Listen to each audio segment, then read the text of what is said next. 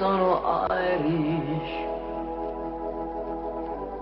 quello che non ha la bicicletta. Tu lo sai che lavoro e alla sera le mie reni non cantano. Tu mi hai dato il profumo dei fiori, le farfalle, i colori e le labbra di Ester create da te. Quei suoi occhi incredibili solo per me.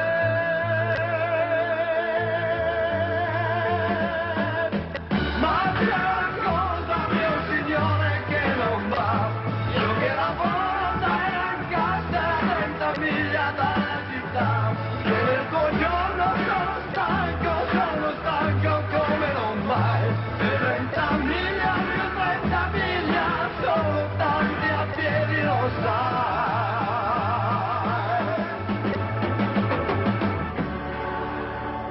E Irish, tu lo ricordi, signore, non ha la bicicletta. Nel tuo giorno le rondini cantano la tua gloria nei cieli. Solo io sono triste, signore, la tua casa è lontana. Devo stare sul prato a parlarti di me e io soffro, signore, lontano da te.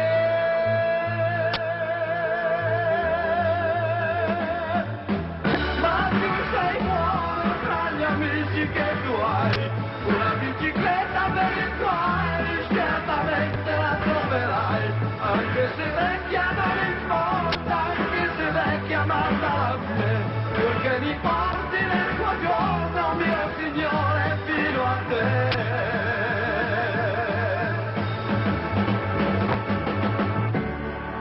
Signore, io sono Irish, quello che verrà da te in bicicletta. Buongiorno, buongiorno, e questa bellissima canzone con queste importanti parole la dedico a tutti quei ragazzi e ragazze morti nei mari. Tanti li abbiamo trovati, molti non li troveremo mai più.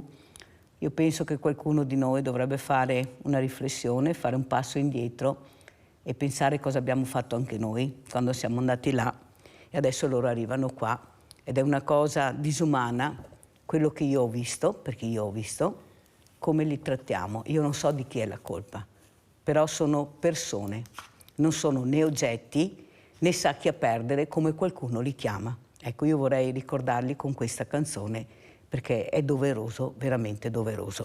Detto questo vi presento subito due graditissimi ospiti. Abbiamo Franca Lazzari, socia associazione Agito, che poi spiegherà chi è, perché e soprattutto l'importanza di questa associazione. Abbiamo anche collegato da Treviso il dottor Stefano Bovio, presidente Nord-Est Ippodromi. Buongiorno Presidente, buongiorno, grazie anche a lei di essere qui. Buongiorno Mirella, grazie a voi. Buongiorno. Allora io partirei proprio con Franca Lazzari per capire l'importanza di questa associazione. Prego Lazzari. Buongiorno a tutti, sono Franca Lazzari e sono socia di Agito. Agito è un'associazione nata dall'unione di familiari, amici, parenti di ragazzi che sono stati colpiti da osteosarcoma. Agito sta per Associazione Genitori Insieme Tumori Ossei. Cerchiamo di aiutare questi ragazzi che sono colpiti da questo tumore all'interno, che sono ricoverati all'interno dell'Istituto Ortopedico Rizzoli con la quale noi collaboriamo, e quindi cerchiamo di rendere le giornate di questi bambini, di questi ragazzi, il meno dolorose possibili. L'osteosarcoma è un tumore raro, ed essendo un tumore raro c'è purtroppo poca ricerca, perché logicamente la ricerca va nei mari più grandi. Come tutte le malattie rare. Come tutte le malattie rare. La fascia di età nella quale viene colpito, per la quale vengono colpiti questi ragazzi, la fascia di età è dai 10 ai 20 anni, quindi abbiamo una fascia di età abbastanza particolare, perché colpiscono i ragazzi, i bambini 10-12 anni che sono nella pubertà, e già è una fase molto, molto difficile, fino ai 20 anni. La fermo un secondo, andiamo da Stefano Bovio, Presidente Nord-Est Ippodromi. Allora Presidente, cosa ci racconta, com'è la situazione? Avevamo tanti progetti in mente, io e lei, ci siamo un po' fermati, siamo in un limbo adesso. Prego Presidente. Beh, intanto ero molto colpito dalle parole della dottoressa, quindi penso che i nostri futili argomenti in questo momento dovrebbero passare in secondo piano, perché veramente pensare a queste malattie rare e che dei bambini innocenti soffrono di queste cose mi mette abbastanza di cattivo umore questa mattina. E poi vado avanti col cattivo umore pensando alla situazione nostra, perché sì, tanti bei progetti, tutti fermati per una situazione che penso sia abbastanza di pubblico dominio. C'è un'avvertenza in corso che non ci consente in questo momento di progettare alcunché fino alla fatidica data del 24 di maggio, quando ci sarà probabilmente la sentenza, la prima sentenza del TAR sul nostro ricorso per l'assegnazione dell'ippodromo, perché ad oggi l'ippodromo, il comune di Treviso lo avrebbe assegnato ad un'altra società. Quindi noi adesso stiamo portando avanti la nostra attività di routine con le corse secondo il calendario del Ministero. Abbiamo una bella iniziativa per il 6 maggio, cioè tutto quello che è all'interno della data del 24 maggio lo stiamo organizzando, e poi per il resto dobbiamo aspettare l'esito del ricorso. Ecco, questa è la situazione. È fatto bene a spiegarlo, perché così abbiamo anche capito com'è la situazione attuale, perché c'era un po' di confusione, c'era un po' di nebbia, e soprattutto il dottor Bovio ha cercato di farcelo capire. Ecco, bisogna attendere ancora il mese di maggio. Allora, abbiamo in linea Rinaldo da Venezia. Ciao Rinaldo. Ciao Mirella e buongiorno ai tuoi ospiti. Purtroppo stiamo perdendo l'umanità. Ciao Mirella. Purtroppo stiamo perdendo l'umanità, non sul porto, ma sulla politica. Stiamo diventando, dico, tanti anni, quando una volta eravamo più uniti, si cercava di aiutare chi ne aveva più bisogno. Vada nella ricerca, deve parlare signora, la ricerca va dove che dopo poi ci fa schifo, ma quando si vede pochi mai, dopo una volta scoperta la cosa mi ciappa pochi soldi, e questa è un'altra schifezza, perché pensare che ci sono anche bambini che abbiano queste malattie e che da perdere l'appetito, da non mangiare. Come possiamo avere un futuro se abbiamo questa mentalità qua? Dobbiamo aiutare i più bisognosi. Ma siamo arrivati dalla politica, la politica fa schifo. Guarda i numeri, guarda i spei, guarda direttamente che robe da mettere posto, che è una cosa che fa veramente schifo. Mica era una certa età, pensavo di essere che tutti vanno d'accordo, che penso che prima siamo Dio tornare noi in Dio, ancora di più. Si ripete la storia del 40, della guerra, come una volta. Adesso con la liberazione non si ricorda più nessuno, va bene? Nessuno sa che i nazisti, anche per Treviso, ha fatto 1500 morti bombardando. Non vi interessa più nessuno, è una storia finita, nessuno gli insegna niente e siamo andati avanti in questa condizione. meno male che si sente come degli altri, e la signora con tutte le sue buone proposte che ha fatto il bene, dai, è veramente una tristezza.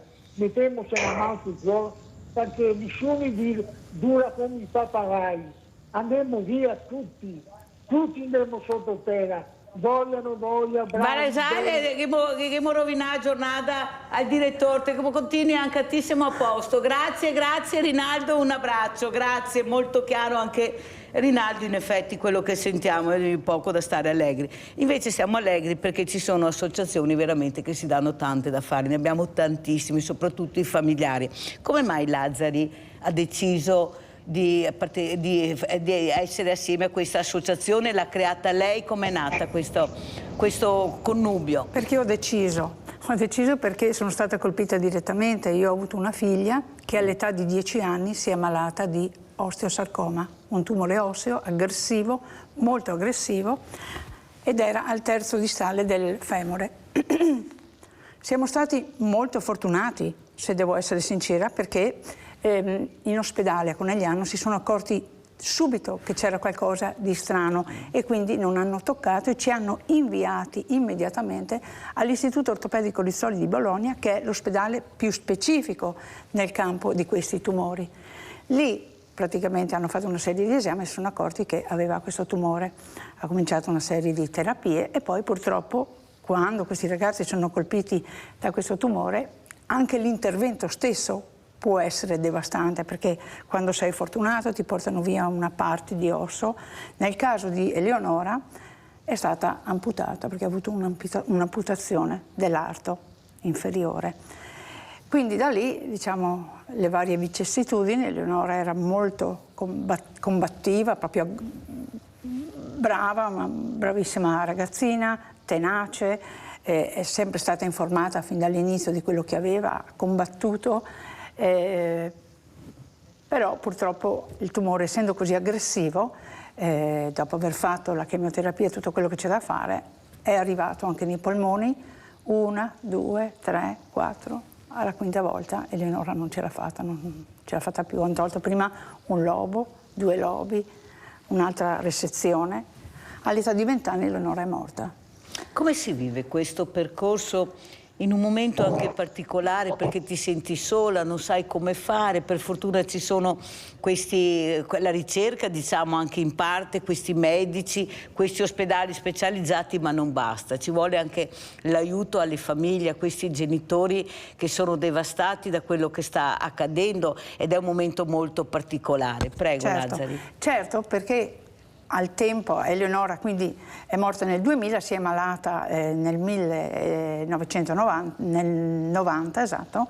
Non c'erano tutte queste associazioni che ci sono adesso, non c'era niente. Per questo l'esperienza di Agito nasce dall'esperienza di genitori che hanno avuto questi figli. Perché Agito? Cosa vuol dire Agito? Agito, l'ho detto prima, l'acronimo lo ripeta, è perché è Associazione Genitori Insieme Tumori Ossei. Avete capito, chi non aveva sentito, cosa vuol dire Agito? E quindi noi che cosa facciamo? Cerchiamo di portare a questi ragazzi che sono ricoverati presso Rizzoli un momento diverso. Ai miei tempi in cui Eleonora era malata, non c'era nulla, le giornate erano lunghissime, non si riusciva proprio ad arrivare, perché essendo attaccata con la chemioterapia doveva stare 10 giorni immobile. Era devastante, non passava mai, il tempo non passava mai, e noi con questa associazione abbiamo creato diversi progetti. Siamo nati nel 2018 con 7 soci. Nel 2018 Nel 2018 siete 7 soci e adesso ne abbiamo 50. Pensate. E abbiamo portato a termine diversi progetti, e quindi il più importante è quello della psico-oncologa. La psico-oncologa, la quale ha 3 giorni alla settimana, pagati appunto dall'Istituto Ortopedico Rizzoli, e noi siamo riusciti a inserire il 4º giorno alla settimana, che è importantissimo, perché a me, ricordo, a noi genitori hanno comunicato che cosa aveva Eleonora, ce l'hanno comunicato sul corridoio del reparto. Quindi sì, non è stato, per fortuna che c'era la maniglia e uno in qualche maniera si riesce a tenere su. Quindi voglio dire, quindi la psico-oncologa è importantissima, segue il ragazzo, segue la famiglia e poi cerchiamo di portare dei momenti così di gioia. Quindi abbiamo creato un laboratorio di ceramica addirittura, quindi abbiamo un giorno alla settimana la ceramista che va in reparto e insieme a questi bambini e ragazzi creano con l'argilla i loro monili, i loro oggetti e dopo la ceramista li porta al forno, logicamente il forno all'interno del reparto non ci vuole, li porta al forno, li cucina, dopo loro li possono colorare e quindi anche questo è un momento in cui possono passare un momento perché esatto. I ragazzi non si rendono conto del male che hanno, non c'è niente da fare, anche i bambini specialmente. I bambini, un progetto importantissimo anche che siamo riusciti a portare a termine è il progetto della realtà virtuale. La realtà virtuale, quindi il bambino, logicamente siamo sempre coadiuvati dal personale infermieristico, in questo caso anche dalla psico-oncologa, indossa questa mascherina, no? E entra questo bambino in un mondo virtuale, è bellissimo perché, esatto, ecco l'immagine, entra in un mondo virtuale e non dimentica lo stress che è legato appunto alla malattia, addirittura il medico riesce a intervenire e a mettergli addirittura il catetere tante volte per fargli la chemioterapia.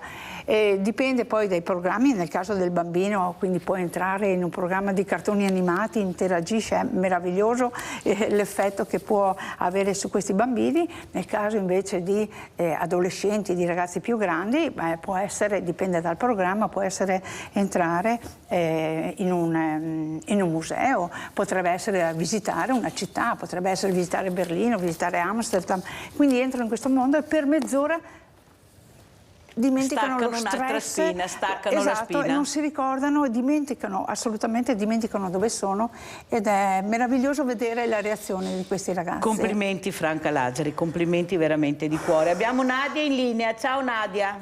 Ciao Mirella, buongiorno ai tuoi ospiti.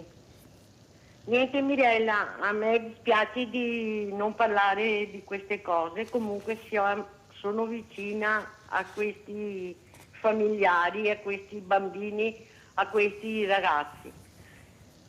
Volevo fare un annuncio. Io ieri ho preso una fregatura, ho ordinato della legna, ho ordinato 50 quintali, sono venuti 2 ragazzi e me ne avranno scaricato 25, 850 euro. Erano in 2. Volevo avvertire, non ordinate legna per telefono. A me è successo e non succederà più perché ci siamo trovati con 2 ragazzotti che non sapevo cosa fare. Ma hai fatto la denuncia, Nadia? Hai fatto la denuncia? Vado adesso. Bravissima, devi andare adesso perché ci saranno delle telecamere che si individua anche questo camion. È un camion, un furgone? Un furgone, difatti come l'ho visto arrivare non sono proprio spaesata da quantificare la quantità di legna e praticamente il numero di targa non sono riuscita perché ho preso fin per un braccio per trattenerlo il ragazzo che se mi dava una botta mi faceva cadere per terra e insomma abbiamo passato una bella giornata ieri. Nadia, vai subito a fare la denuncia per cortesia, vai a fare la denuncia, assolutamente. Ho avvertito per televisione che non ordinino legna da... Ma non solo legna, bisogna stare molto attenti. Tutto retto. Grazie Nadia, un abbraccio, sai Nadia, dai, vai, mi raccomando perché guarda che è importantissima la denuncia, andate a denunciare. Allora intanto Nadia non devi scusarti che sai che in questa trasmissione si parla un po' di tutto, è una trasmissione vivace, ecco non è che dovete trattare solo il tema dell'ospite o degli ospiti ma dovete dire quello che pensate, quello che volete perché siamo aperti a tutti, poi sono un truffe e per delle truffe bisogna parlarne. Ecco vedremo anche come andrà a finire la storia del nell'ippodromo, però bisogna sempre stare con gli occhi molto aperti e le antenne molto alte, perché con queste truffe non ne possiamo veramente più. Forse i controlli dovrebbero essere fatti in maniera diversa per tanti settori. Allora, quello che io volevo chiedere al dottor Bovio, ecco, presidente Nord-Est Ippodromi, ecco, lo sport in generale, sì gli ippodromi ma lo sport in generale, ecco, come vede, ecco, che affluenza avete avuto, ecco, come si è chiuso il 2022, presidente? Beh, il 2022 è andato bene, abbiamo avuto buoni risultati sia di partecipazione alla nostra attività principale, quella delle corse, ma anche alle altre attività che sono state organizzate, i concerti estivi, le feste, anche quella bella manifestazione che abbiamo fatto insieme in settembre dello sport senza barriere, e che io vorrei sinceramente ripetere e alla quale io spero che potremo presto metterci a lavorare, perché se in maggio verrà sancita la continuità del nostro operato, noi dobbiamo riboccarci le maniche e di corsa cominciare a organizzare cose, anche perché poi avremo un autunno 2023 importante con 2 Gran Premi ippici, e quindi la volontà di fare eventi di corollario per attirare gente, far conoscere il nostro mondo, quello dei cavalli, ai non appassionati, questo è sempre stato un po' la nostra vocazione. Quindi adesso siamo in questa fase di impasse, però per rispondere direttamente alla domanda, siccome i risultati 2022 sono stati buoni, l'ambiente è vivo, la passione c'è, la speranza è quella di poter continuare la nostra attività, perché io sono molto stanco di grane legali e ho voglia di fare quello che è sempre stato il mio lavoro, e purtroppo questo incidente di percorso non ci voleva e crea notevoli problemi, ma insomma cerchiamo di essere fiduciosi e di arrivare in fondo. E noi le siamo molto vicini, dottor Bovio. Andiamo da Luisa Fara dal Pago. Ciao Luisa. Ciao Mirella. Ciao. Ho appena sentito, non mi viene il nome. La truffa di Nadia? Nadia, A me è successo 3 anni fa che mio figlio ha detto: mamma, vendono legna, ho detto compriamola perché io ho bisogno, insomma, ecco. Vengono, portano la legna. E io non sono andata fuori perché non sono capace neanche di camminare, è inutile che vado a farmi del male ancora di più. Apro la porta dell'entrata, vedo mio figlio che viene in qua, ha pagato, e ho detto: ma Tony, quante legne sono? Mamma, mi hanno detto 50 quintali. Guarda, lo sai che come peso mi imbrogliano poco, Voita. A occhio croce non saranno neanche 20 quintali.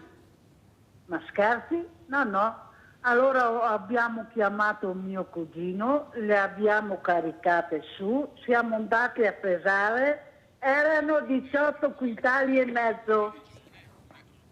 E la fregatura è stata quella. Ho fatto la denuncia, però non ho avuto nessuna risposta. Non importa, l'importante è denunciare, perché vedete delle volte delle indagini anche a lungo termine riescono a produrre qualcosa. Hai fatto bene, grazie invece Luisa anche di questa testimonianza per far capire che forse, ho capito che le truffe sono all'ordine del giorno, però a me sembra che forse qualche controllo in più non starebbe male su queste attività illecite che ci sono tutti i giorni, specialmente poi vanno a colpire i diversamente giovani, persone che però hanno un buon occhio, come avete sentito sia Nadia che Luisa, che si sono accorte subito rispetto al figlio Luisa che quello non era il quantitativo di legna che doveva essere. Grazie a Luisa, andiamo in pubblicità.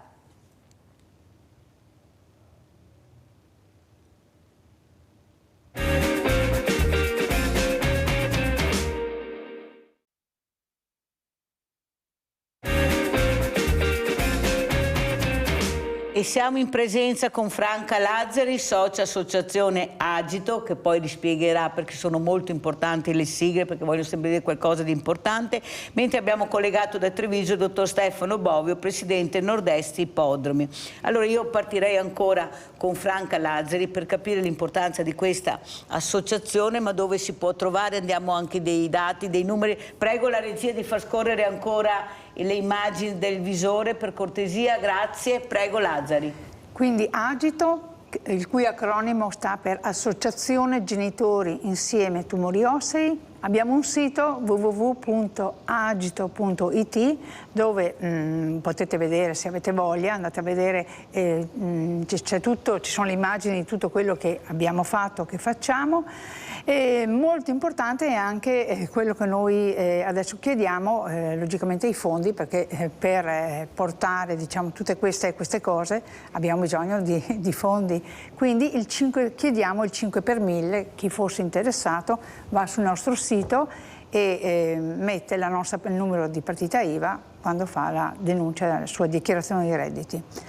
Che cosa, lo scopo di Agito qual è? È promuovere logicamente una maggiore informazione sui sarcomi dell'osso, perché prima logicamente si interviene e meglio è. Prima intervieni, prima riesci a bloccare, diciamo, la crescita del tumore. Quindi abbiamo bisogno di raccogliere fondi per la ricerca e per sostenere le attività che portiamo appunto all'interno dell'Istituto Ortopedico Rizzoli. I vari progetti appunto vi ho spiegati e come facciamo a raccogliere questi fondi. Oltre appunto al 5 per 1000 organizziamo delle cene solidali, facciamo dei mercatini a Natale, soprattutto sempre nel comune, diciamo, di Bologna, dei mercatini dove praticamente riusciamo a raccogliere fondi. C'è stata da poco la vendita delle uova di Agito, le uova di Pasqua. Anche lì siamo riusciti a realizzare un importo importante. Il comune, addirittura il comune di Orsago, mi piace questa cosa, sono stati meravigliosi, perché le catechiste dei bambini che facevano la prima comunione volevano praticamente far sì che a questi bambini che facevano la comunione volevano che portassero, volevano fargli capire che potevano anche loro fare qualcosa di buono per chi stava peggio di loro. E quindi ci hanno coinvolto conoscendoci e hanno organizzato un mercatino di giochi e libri usati. Questi bambini coinvolti in questa azione buona hanno fatto in modo di donare i propri giochi, che logicamente dovevano essere aggiustati, non giochi diciamo rotti, libri in ordine. Abbiamo creato anche con l'aiuto, diciamo, del parroco che ci ha dato la disponibilità di una sala all'interno della parrocchia di Orsago, dove abbiamo creato questo mercatino e quindi per 5 settimane abbiamo fatto questo mercatino il sabato e la domenica fuori dalla porta della chiesa, di giochi e di libri usati, che è stato un successo perché abbiamo raccolto più di 2.000 euro. Più di 2.000 euro che... Allora Lazzari, però la mia domanda è anche questa. Io è la prima volta che sento questa associazione, sì? E vi ho invitati perché io cerco di guardare, certo, chi c'è nel territorio. Però a mio avviso, ed è quello che io sto cercando di fare a Villa Margherita, inclusiva, di far capire a tutti noi che dobbiamo fare squadra, dobbiamo fare più rete, dobbiamo conoscerci di più. Perché se ognuno continua a guardare il proprio campanile, a fare le cose ma coi soliti noti perché li conoscono, e non riusciamo invece a fare squadra ed aiutarci tra di noi in un momento veramente importante come questo momento nel mondo del mondo del volontariato, dove sta mettendo le pezze dappertutto che la politica non riesce a mettere, nel senso, oggi aiutiamo l'associazione Agito con questa manifestazione tutti assieme. Certo. La prossima volta aiuteremo un'altra associazione tutti assieme. E invece siamo molto divisi, molto frastagliati, e questo non va bene, perché poi le persone a casa, io sono convinta che questa mattina hanno piacere di conoscerla, hanno piacere di conoscere questa associazione così importante, però purtroppo c'è qualcuno che non ci mette assieme, o sbaglio, Lazzari? Ma no, io voglio essere fiduciosa. Io sinceramente sono sempre stata una donna, per fortuna, ottimista. Se non avessi il carattere che ho, probabilmente non avrei superato tante brutte situazioni. Non voglio pensare così, ma voglio pensare che invece le persone insieme, esatto, come ha detto lei, si aiutano. Ho avuto tante situazioni positive che ci hanno dato una mano. È chiaro che da soli non si va da nessuna parte. È un po' tipico del Veneto quello di essere una persona chiusa, è proprio tipica del Veneto quella di rinchiudersi, ma da soli non si va da nessuna parte, ma anche all'interno delle aziende non si può, per dire, non si può essere gelosi. Quante del proprio volte è lavoro. andata davanti alle telecamere a spiegare chi è agito? L'anno scorso, forse qui no, ma non c'entra, ecco, no, per far capire, sì. far capire invece quanto importante è questo messaggio, che c'è questa associazione che può aiutare, certo. che può darti dei consigli, che può aiutarti a superare un momento dove ti senti veramente sola e spaesata perché non conosci. Questo che io sto facendo con questa trasmissione, Lazzari, è proprio questo, cercare di riunire, grazie a questo sito meraviglioso che ho a disposizione, che è Villa Margherita, che non finirò mai di ringraziare il sindaco di Treviso Mario Conte, perché con gli spazi che abbiamo possiamo veramente fare tante cose, ma anche col dottor Stefano Bovio, dove abbiamo fatto sport senza barriere, ma non solo barriere fisiche, anche mentali nel vero senso della parola, di aprirsi, di fare squadra. O sbaglio, dottor Bovio? No, è perfetto.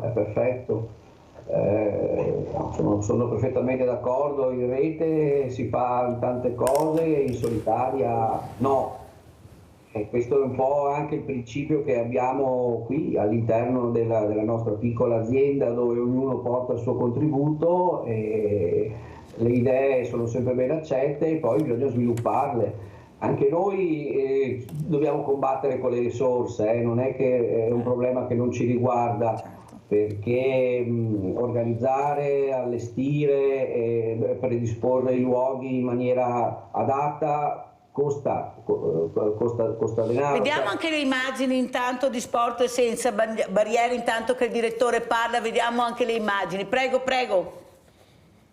Sì, voglio dire, noi siamo sempre permeabili a tutte le iniziative e poi c'è bisogno di collaborazione, come abbiamo fatto insieme nello scorso settembre. Abbiamo avuto diversi attestati, ecco, c'è anche il cavallo che passa vicino. Questa è la sintesi di quella che è l'attività, cioè un luogo che si presta magnificamente, un luogo all'aperto, i cavalli, gli ospiti, le attività, la descrizione di quello che uno può fare, poi si lancia un messaggio e poi da lì le cose devono maturare da sole. Allora, dottor Bovio, io sono un po' amareggiata con le scuole, ma non in quanto con i docenti, perché io ho avuto anche un insegnante che ha detto: ci dicono che dobbiamo fare la didattica e dobbiamo fare quella, non possiamo spostarci più di tanto.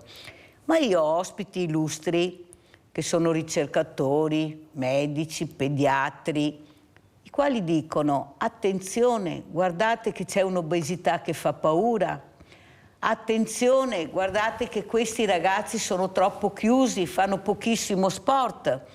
Allora io mi domando, lei ha aperto questo importante spazio che abbiamo la fortuna di avere a Treviso. Penso che a Treviso non manchi niente, abbiamo gli aeroporti, abbiamo l'ippodromo, proprio non manca niente, siamo una realtà incredibilmente bella, inutile che qualcuno dica che non è vero, va a trovare quello che non esiste.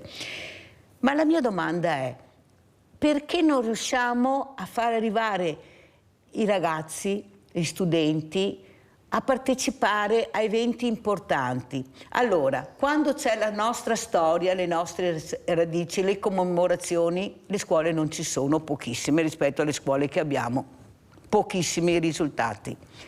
Facciamo determinati eventi, scuole inesistenti, perché non si sa, perché non è stato detto, ma bisogna mandare il programma mesi e mesi prima, poi ti mettono davanti una montagna di carte, che è la burocrazia, in maniera che tu quando sei arrivata al terzo foglio guardi, metti da parte e dice ciao, perché così la persona se ne lava le mani, ha messo davanti la burocrazia, così ti ferma, lei legalmente è a posto. Capisce che faccio fatica a capire poi perché questi ragazzi li troviamo con i bulli, con le baby gang, con questi ragazzini che non sanno più cosa provare, rischiano la vita anche in giochi estremi, perché hanno bisogno di qualcosa di diverso, qualcosa che crei loro dell'adrenalina. Dai 14 ai 20 anni, pensate in quel corpo quanta forza, quanto bisogno di esplodere che c'è. Allora io mi domando, dottor Bovio, ma è possibile che non riusciamo a far capire che forse lo sport salva la vita in tutti i sensi, ma in tutti i sensi? Perché lei ha aperto questo spazio non solo ai cavalli, ma ai concerti, ai mercatini, perciò al mondo sport senza barriere, che il nome la dice tutta. Prego, direttore. Io rispondo come la penso. Le istituzioni sono fatte di persone, alla fine sono le persone che fanno andare le cose in un modo o in un altro modo, cioè, non è la scuola, è chi c'è dentro alla scuola. Cioè, io vorrei conoscere delle persone che la pensano come noi, come te, come me, che io sposo perfettamente le tue teorie e che ci aiutino a fare le cose. Io sono il marito di una insegnante e benedetta la volta che dicono che gli insegnanti lavorano poco perché fanno 4 orette alla mattina e buonanotte. Cioè, mia moglie lavora fino alle 8 della sera, tutti i sacrosanti giorni, fra correggere i compiti, partecipare alle riunioni, interagire con i genitori dei ragazzi e organizzando le trasferte dei ragazzi nell'istituzione scuola-lavoro per farli andare a partecipare a corsi di formazione all'estero in tutta Europa.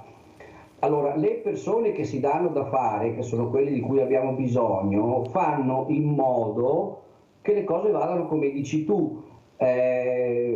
Facciamo rete fra di noi, cioè fammi incontrare degli insegnanti che sposino la teoria e poi tu vedrai che le cose le facciamo, perché abbiamo i mezzi, abbiamo gli spazi, abbiamo le idee, ci servono le persone.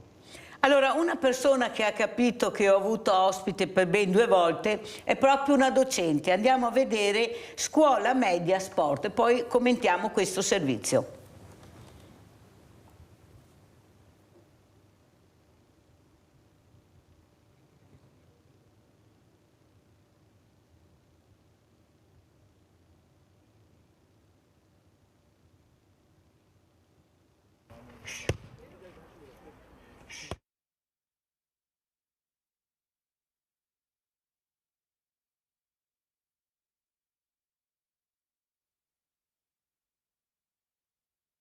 Uno degli strumenti per combattere il disagio giovanile, prevenire la devianza è anche lo sport, ma la pratica sportiva a scuola, perché tenere i ragazzi a scuola e anche toglierli dalle strade. Fissa più obiettivi la dirigente scolastica dell'Istituto Comprensivo Coletti, primo in città e tra i primi in Italia a diventare scuola a curvatura sportiva. Alla base c'è un'intesa tra Coletti e CONI del Veneto con il patrocinio del Comune di Treviso. Metteremo in campo diverse discipline sportive, dalla danza sportiva agli scacchi, adesso vedremo bene dallo sport di scuola a quello individuale come possiamo offrire offerta formativa gratuita alle famiglie del mio istituto comprensivo, che molto spesso non navigano nell'oro, e possono far fare ai loro figli diverse discipline sportive a scuola.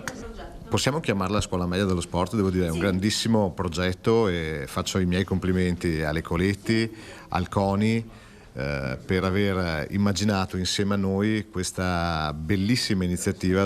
Si comincia con il prossimo anno scolastico al di fuori dell'orario canonico. Lo sport, dicono tutti, aumenta anche autostima e rendimento in classe. Tra l'altro qui impariamo anche le regole e di regole ne abbiamo bisogno, parliamo tanto di educazione civica e credo che lo sport sia la regola di base, la ritroviamo proprio lì all'interno dello sport perché la competizione deve essere vissuta in modo corretto. Un modello che sarà replicabile in tutto il Veneto, soprattutto nelle scuole medie. Abbiamo presentato oggi un'eccellenza che è questa scuola media Coletti a curvatura sportiva, che credo sia l'inizio di una serie che si moltiplicherà come è successo per i licei sportivi.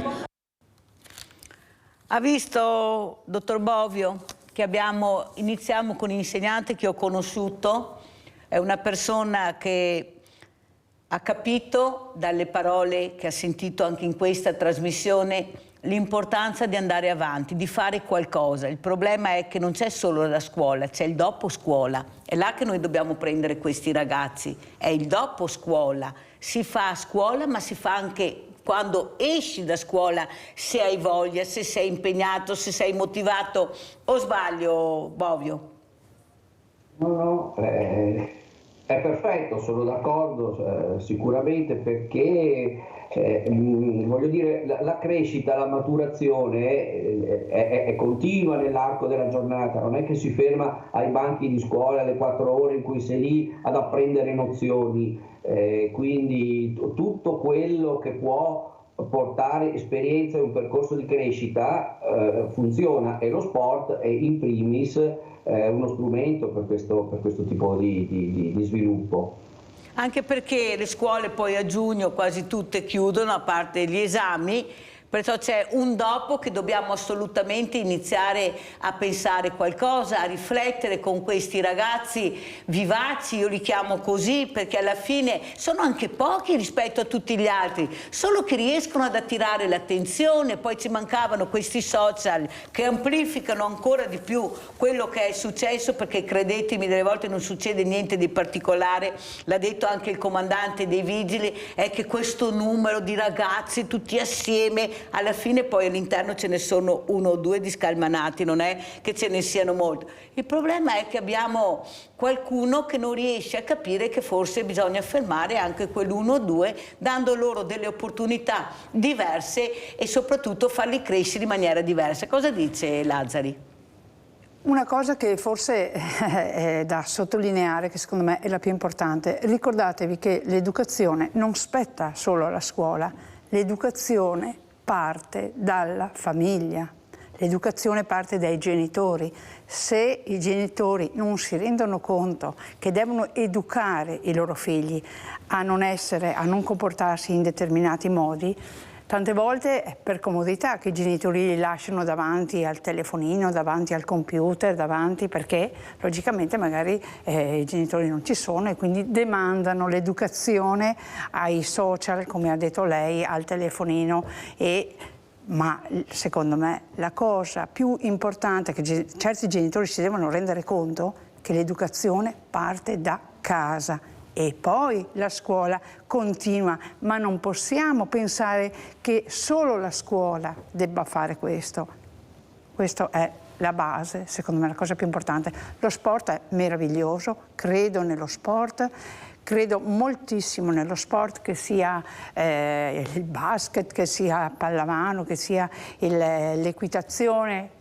Credo moltissimo nello sport proprio perché si tolgono i ragazzi appunto dalle strade.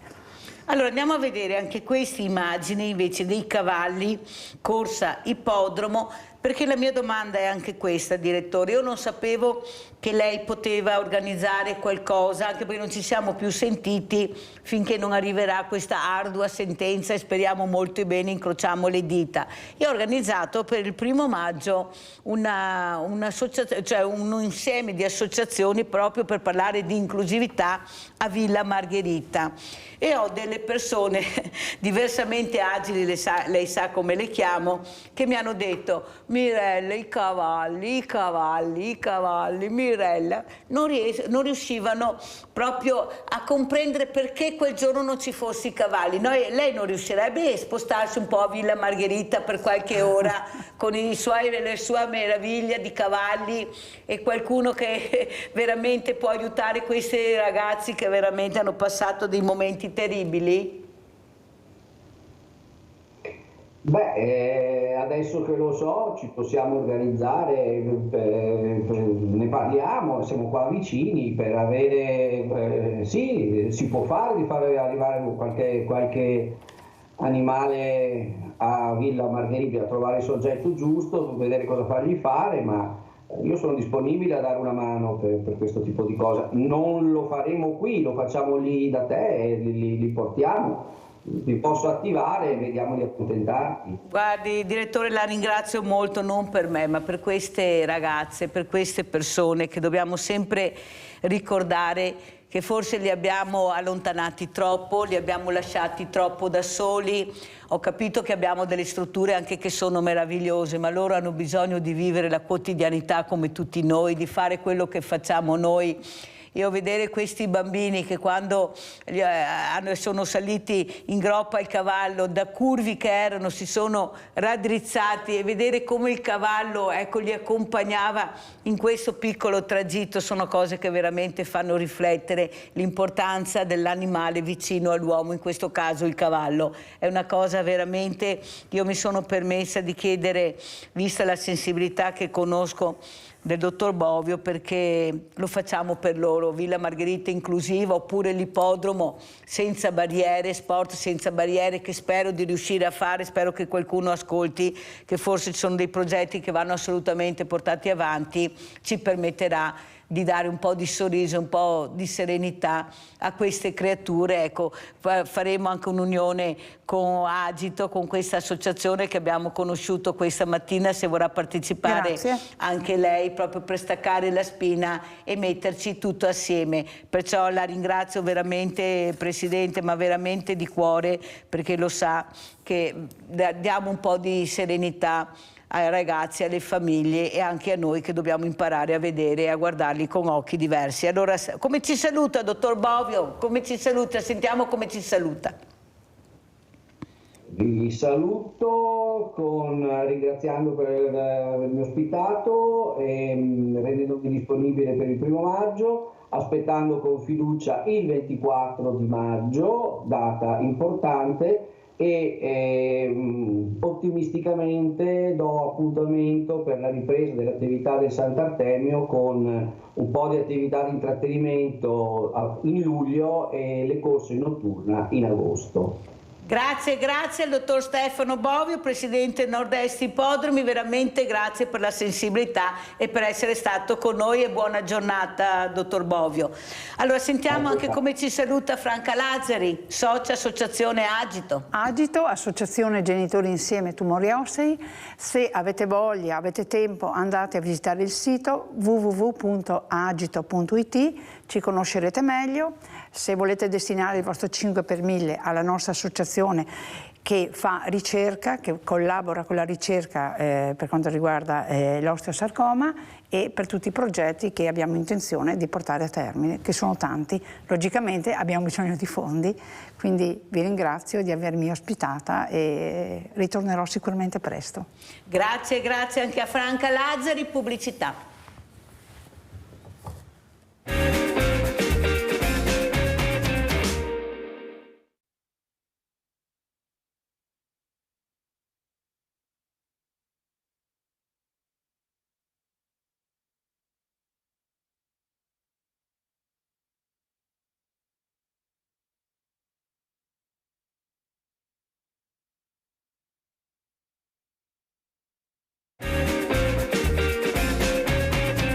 E vi presento altri graditissimi ospiti importantissimi. abbiamo Bruno Cipolla. Chi non conosce Bruno Cipolla, eccolo qua, presidente Associazione Nazionale Atleti Olimpici Azzurri d'Italia, campione olimpionico di canottaggio Olimpiadi del 68, ma sentirete. Abbiamo anche Laura Mestriner, vicepresidente Associazione Nazionale Atleti Olimpici Azzurri d'Italia e campionessa di pattinaggio artistico a rotelle. No, ditemi in che compagnia, quale compagnia, miglior compagnia potrei avere questa mattina. Allora, intanto grazie di aver accettato l'invito, perché ci sono delle novità molto molto importanti che succederanno proprio a Treviso. Prego Laura. Io darei la parola al Presidente. Ma saluta almeno, dai, saluta qualcosa, certo. Dai Laura. Buongiorno a tutti, grazie Mirella dell'invito, è un piacere essere qui e soprattutto è un piacere far conoscere la nostra associazione e far conoscere questa iniziativa che è molto importante sia per lo sport italiano ed è molto importante anche per Treviso. Per la Sentiamo anche Treviso. Bruno Cipolla. Buongiorno a tutti gli ascoltatori. Io ho il compito di fungere da presidente dell'associazione, non per grandissimi meriti, ma così perché, essendo pensionato, ho un po' più di tempo degli altri. A dedicare allo sport e all'associazione e ai progetti di questa associazione.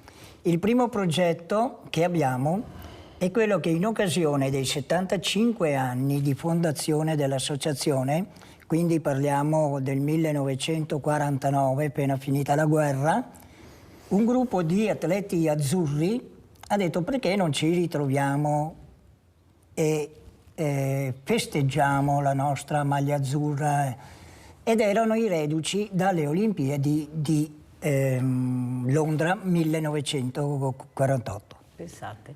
La prima Olimpiade a cui l'Italia ha potuto partecipare dopo il periodo del ventennio fascista ed è stata riammessa alle Olimpiadi.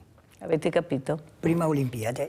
Allora Bruno, ti fermo un attimo perché abbiamo collegato con noi da Vicenza, precisamente da Schio, Elena Bertorelli, che è presidente Casa del Consumatore del Veneto. Grazie Elena Bertorelli di essere qua, grazie Presidente, perché questa mattina parliamo di tantissime cose, perché veramente è giusto capire che la gente a casa ha bisogno anche di vivacità, di parlare non solo di politica, perché veramente ormai non ne possiamo più, compresa la sottoscritta, ma bisogna, però anche di sport, del consumatore, questo consumatore che è veramente sempre con le spalle al muro, perché è sempre il primo a essere colpito, è sempre il primo, ne parleremo anche con Elena Bertorelli. Però io vorrei continuare proprio con Bruno Cipolla, perché il 6 maggio 2023 cosa succederà a Treviso, Bruno?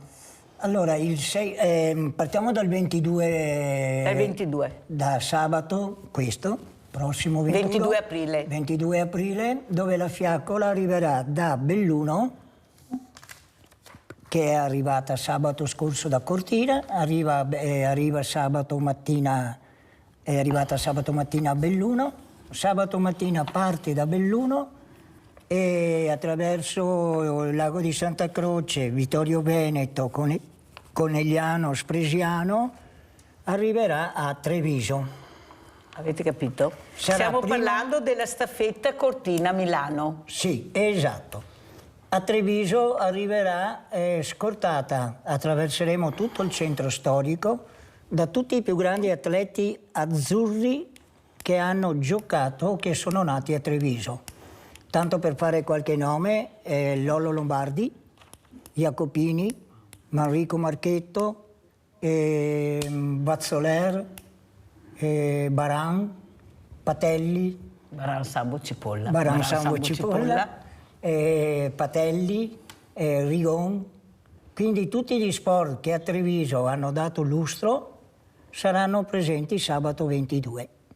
Avete capito perché sono qua questa mattina veramente Cipolla e Mestriner? Per far capire che Treviso è importante, una città importante, una città capoluogo che forse grazie anche allo sport riesce a volare più di altri, o sbaglio Mestriner? Perché voi siete trevigiani e siete stati i primi a fare rete, come avessimo sentito da Bruno. Noi siamo tante associazioni ma non ci conosciamo, ognuno fa il suo campanile, ma chi è? Boh, non l'ho mai vista e mai sentita. Prego Laura. Guardi, come sempre sono conosciuti i grossi sport professionistici e ci sono tante altre realtà di sport magari meno professionistici, dilettantistici, chiamati sport minori, che i trevigiani sentono, vedono l'articolo e dopo non ne parlano più. Sabato scorso la presentazione alla partenza a Cortina, Novella Caligaris ha detto una cosa vera, che il Veneto è la regione con maggior numero di azzurri e di olimpici e di olimpionici. Andiamo a vedere il video allora, Laura, che così vediamo cosa è successo sabato. Vediamo il video.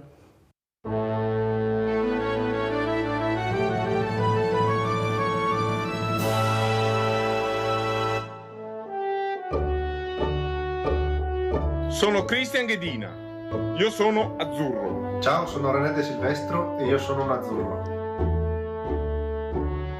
Ciao, sono Cristian Zorzi, detto anche Zorro, e sono un azzurro. Io mi chiamo Bruno Cipolla e sono un azzurro. Sono Annalisa Rosata e sono un'azzurra.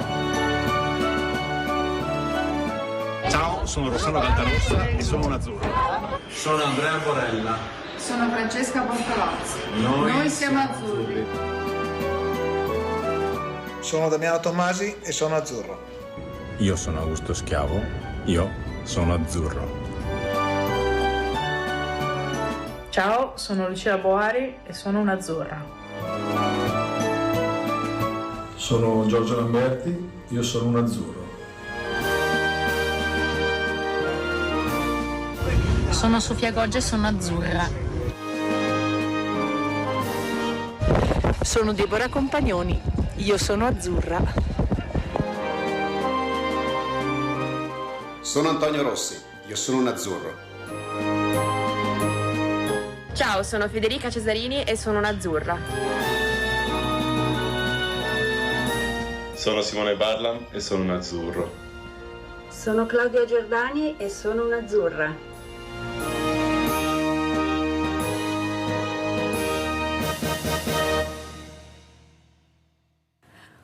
Allora, Laura Mestrinere, poi sentiremo anche Bruno Cipolla, è un video molto importante, un video che fa capire l'importanza dello sport, ma anche di essere azzurri, di essere italiani, o sbaglio? Allora, riprendo sempre quello che ha detto Novella l'altro sabato, mi ha detto noi possiamo essere ex atleti, ma non ci possono chiamare ex azzurri. Perché azzurri lo diventiamo con la prima volta che indossiamo la maglia azzurra e lo siamo per tutta la vita. E questo mi ha fatto capire l'importanza e mi ha fatto rivivere i primi momenti. Sì, ero piccolina perché la prima mia maglia azzurra l'ho vestita a 14 anni, quindi neanche mi rendevo conto. Però poi col passare del tempo sì, e soprattutto smesso di fare la mia carriera agonistica e insegnando anche a scuola io ho cercato di trasmettere certi valori, ma insomma è un po' difficile.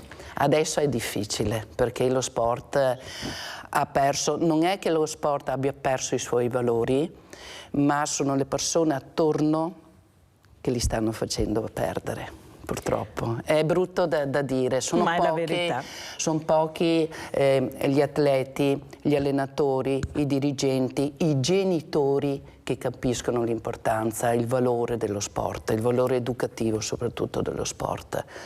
Sono rimasti pochi. Senti Bruno, cosa vuol dire riuscire ad essere il numero uno, salire sul podio con questa medaglia d'oro, rispetto anche per tutte le altre, perché siamo sempre medaglie importanti, che dietro la medaglia c'è sudore, sacrificio, impegno. Però sta medaglia d'oro, quando sai che sei il numero 1, cosa si prova, Bruno? Spiegalo a qualcuno che non riesce a capire invece che è un momento magico che ripaga di tutto la sofferenza, il sacrificio, l'impegno, perché ce ne vuole tanto di impegno e sacrificio. Non si arriva là a caso, o stamattina voglio stare in letto e non voglio allenarmi, o sbaglio? Prego, Bruno.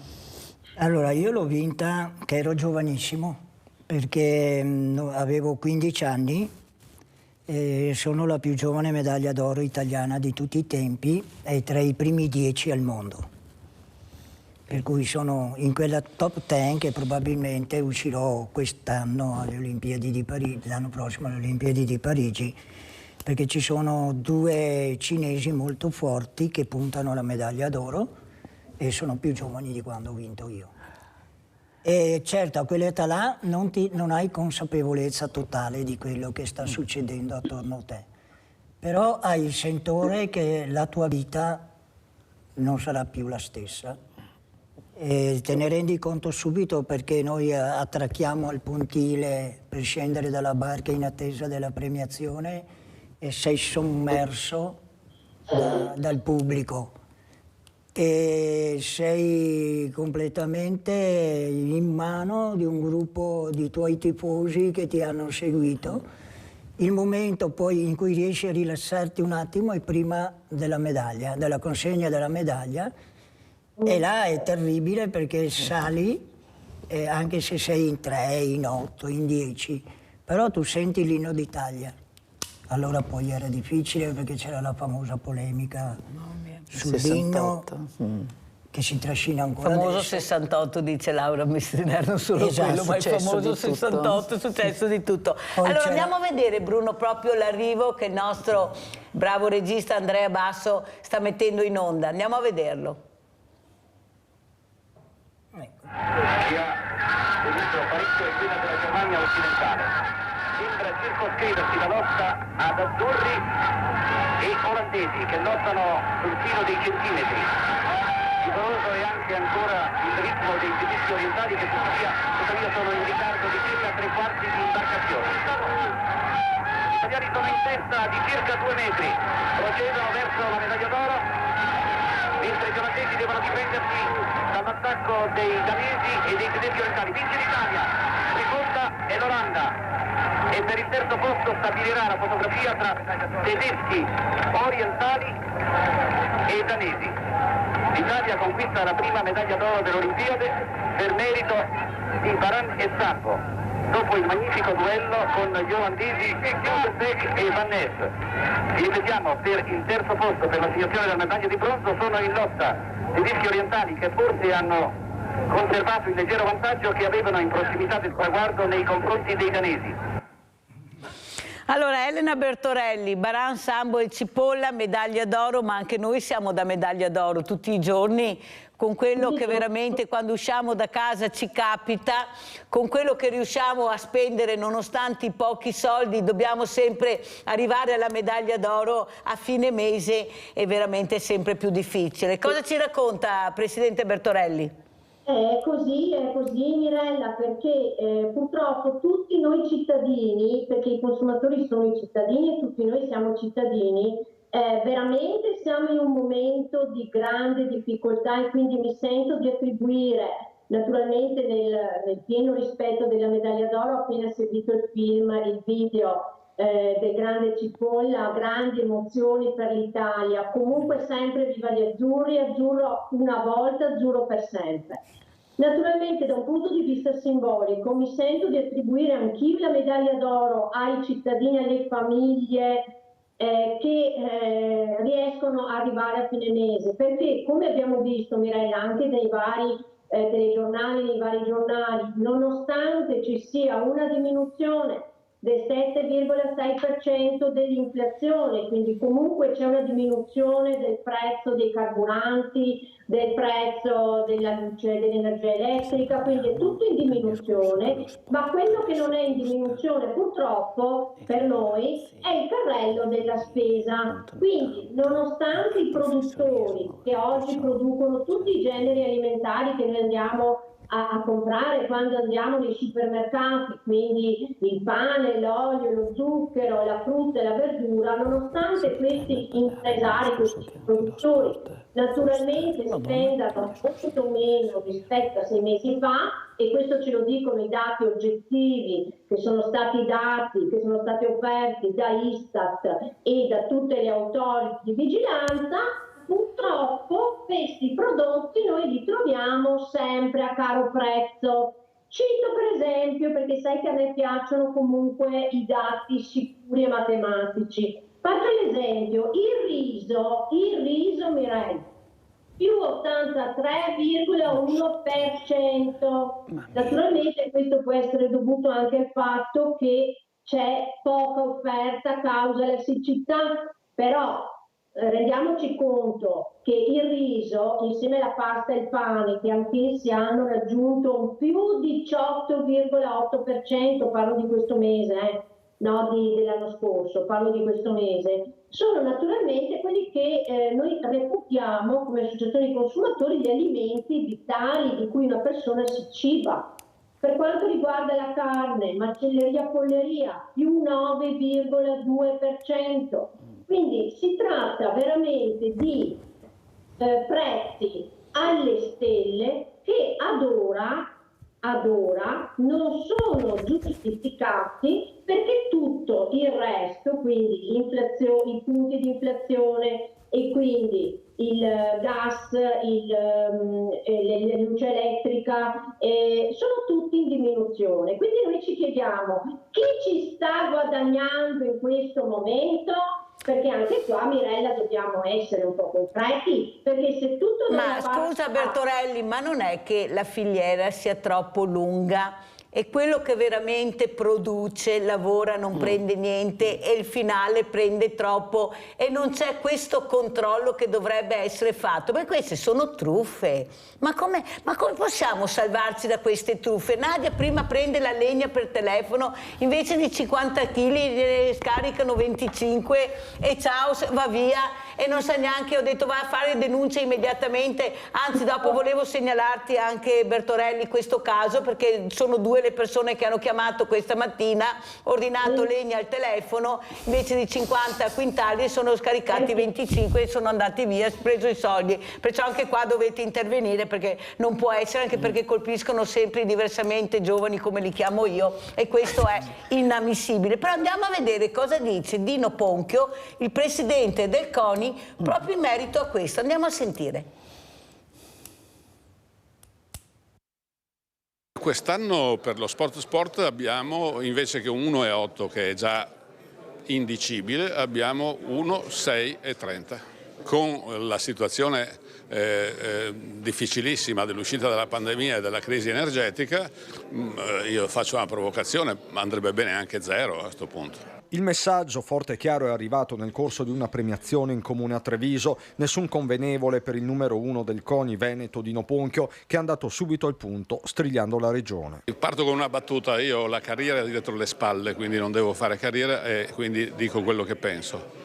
La Regione Veneto, naturalmente, perché ci sono problemi di bilancio generale, perché la coperta è corta, ma lo sappiamo benissimo, ma si tira sempre dalla nostra parte, siamo sempre noi scoperti, noi sport. Il mio collega della Liguria, regione che è un terzo, un quarto, un quinto, mettiamo un terzo del Veneto, non voleva darmi le cifre della regione Liguria allo sport perché ha detto si vergognava, è il triplo di quello che ha il Veneto. Insomma, va bene la crisi, ma il Veneto, dice Ponchio, è l'ultima regione in Italia per risorse al settore, una vera e propria galassia di società, giovani volontari che adesso guardano anche alle Olimpiadi di Milano Cortina. Mi batterò fino alla morte per i 200.000 che la regione dà al CIP perché non calino, ma mi batterò anche fino alla morte perché non calino i 400.000 che sono scandalosi allo sport organizzato delle federazioni che consta in 650.000 tesserati, 180.000 addetti ai lavori, presidenti, volontari, tutti volontari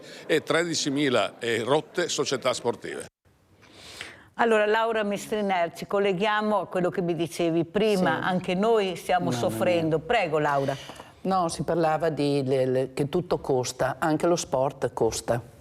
perché se ci sono delle attività, degli sport che hanno bisogno di attrezzi particolari, io per esempio sono ancora in mezzo un po' nel pattinaggio, il pattino costa. I costumi costano e anche poi tutto quello che viene fornito alla società, le varie sacche, le varie tute, le varie divise, anche quelle costano e sono poche le società che hanno la possibilità di offrirle gratuitamente ai propri atleti. Quindi costa la vita, costa lo sport.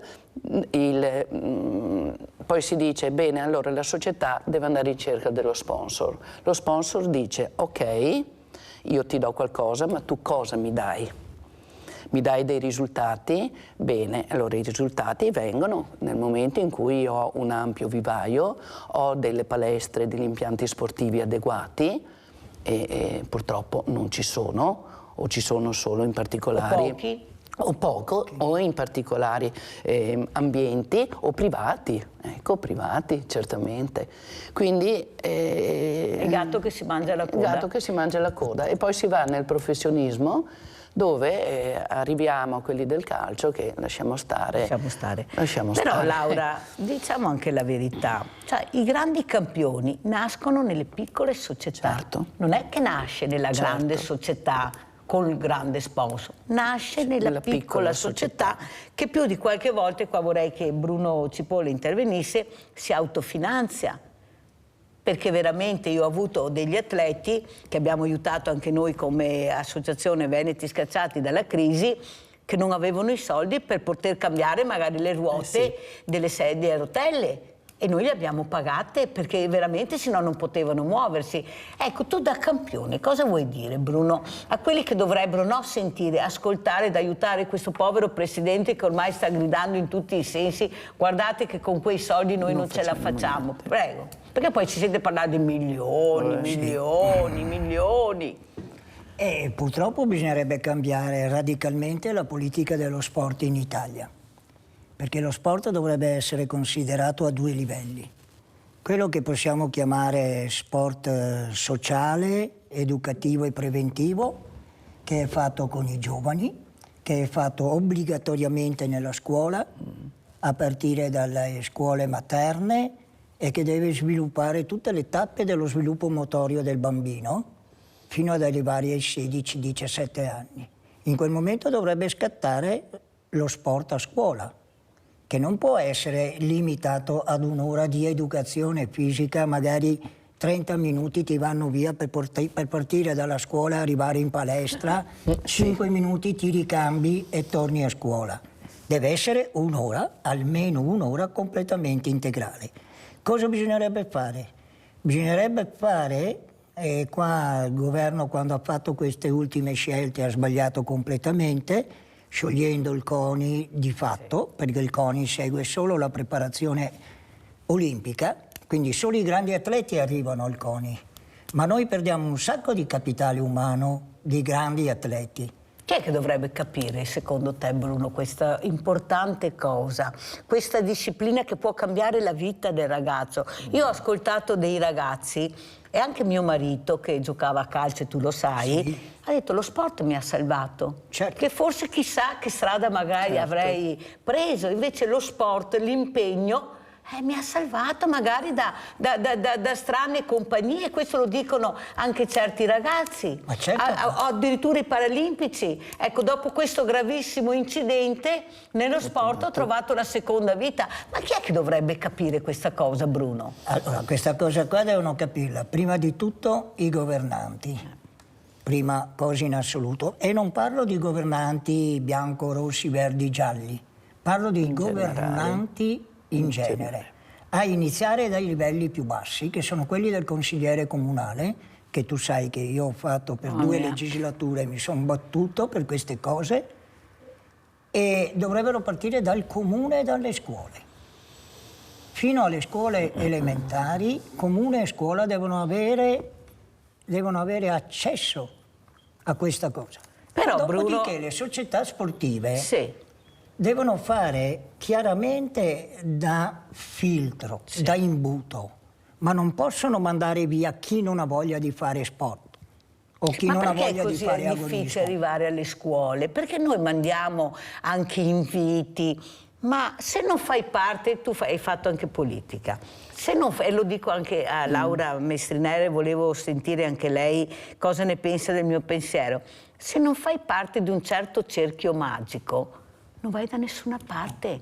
Prendono l'invito, lo mettono, ma noi l'abbiamo mandato l'invito, ma dove, quando, a chi? Perciò questi ragazzi da soli non arrivano, c'è qualcuno che impedisce questo. L'ha detto anche prima il presidente degli ippodromi nord-est. Non arrivano, noi facciamo di tutto ma non arrivano i ragazzi. Abbiamo fatto sport senza barriere, aperto a tutti, gratuito, ma non sono arrivati perché qualcuno mette i paletti. Certo. O sbaglio, Laura? Certo. Sentiamo anche Laura. Allora, ci sto ragionando anch'io in questo momento. Io penso che a fare questo nella scuola deve essere una persona che se ne intende, che conosce il motorio e conosce lo sport. Adesso finalmente è passata la legge che alle scuole elementari potranno accedere gli insegnanti o comunque i laureati in scienze motorie ed era ora. Allora solo in questo momento l'educazione motoria può avere un certo tipo di importanza, un certo tipo di valore nella scuola, perché io quando facevo, io ho fatto per alcuni anni, ho portato il pattinaggio a rotelle, il gioco sport pattinaggio, nelle scuole elementari. Arrivavo lì, facevo la lezione alle maestre, insegnavo loro come insegnare ai bambini quei pattinini, quelli giocattolo di una volta, no? Quelli che si legavano alle scarpette.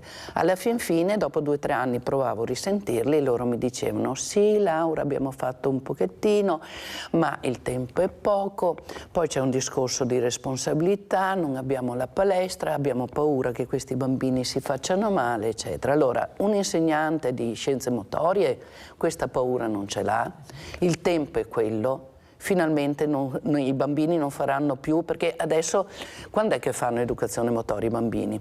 La fanno o quando fanno i bravi, e allora, bene, oggi andiamo in palestra, ti premiamo, perché quando fanno i cattivi, per punizione non si va a fare ginnastica. Cioè non è uno sfogo, non è un premio e non è neanche da prenderlo come punizione se non fai.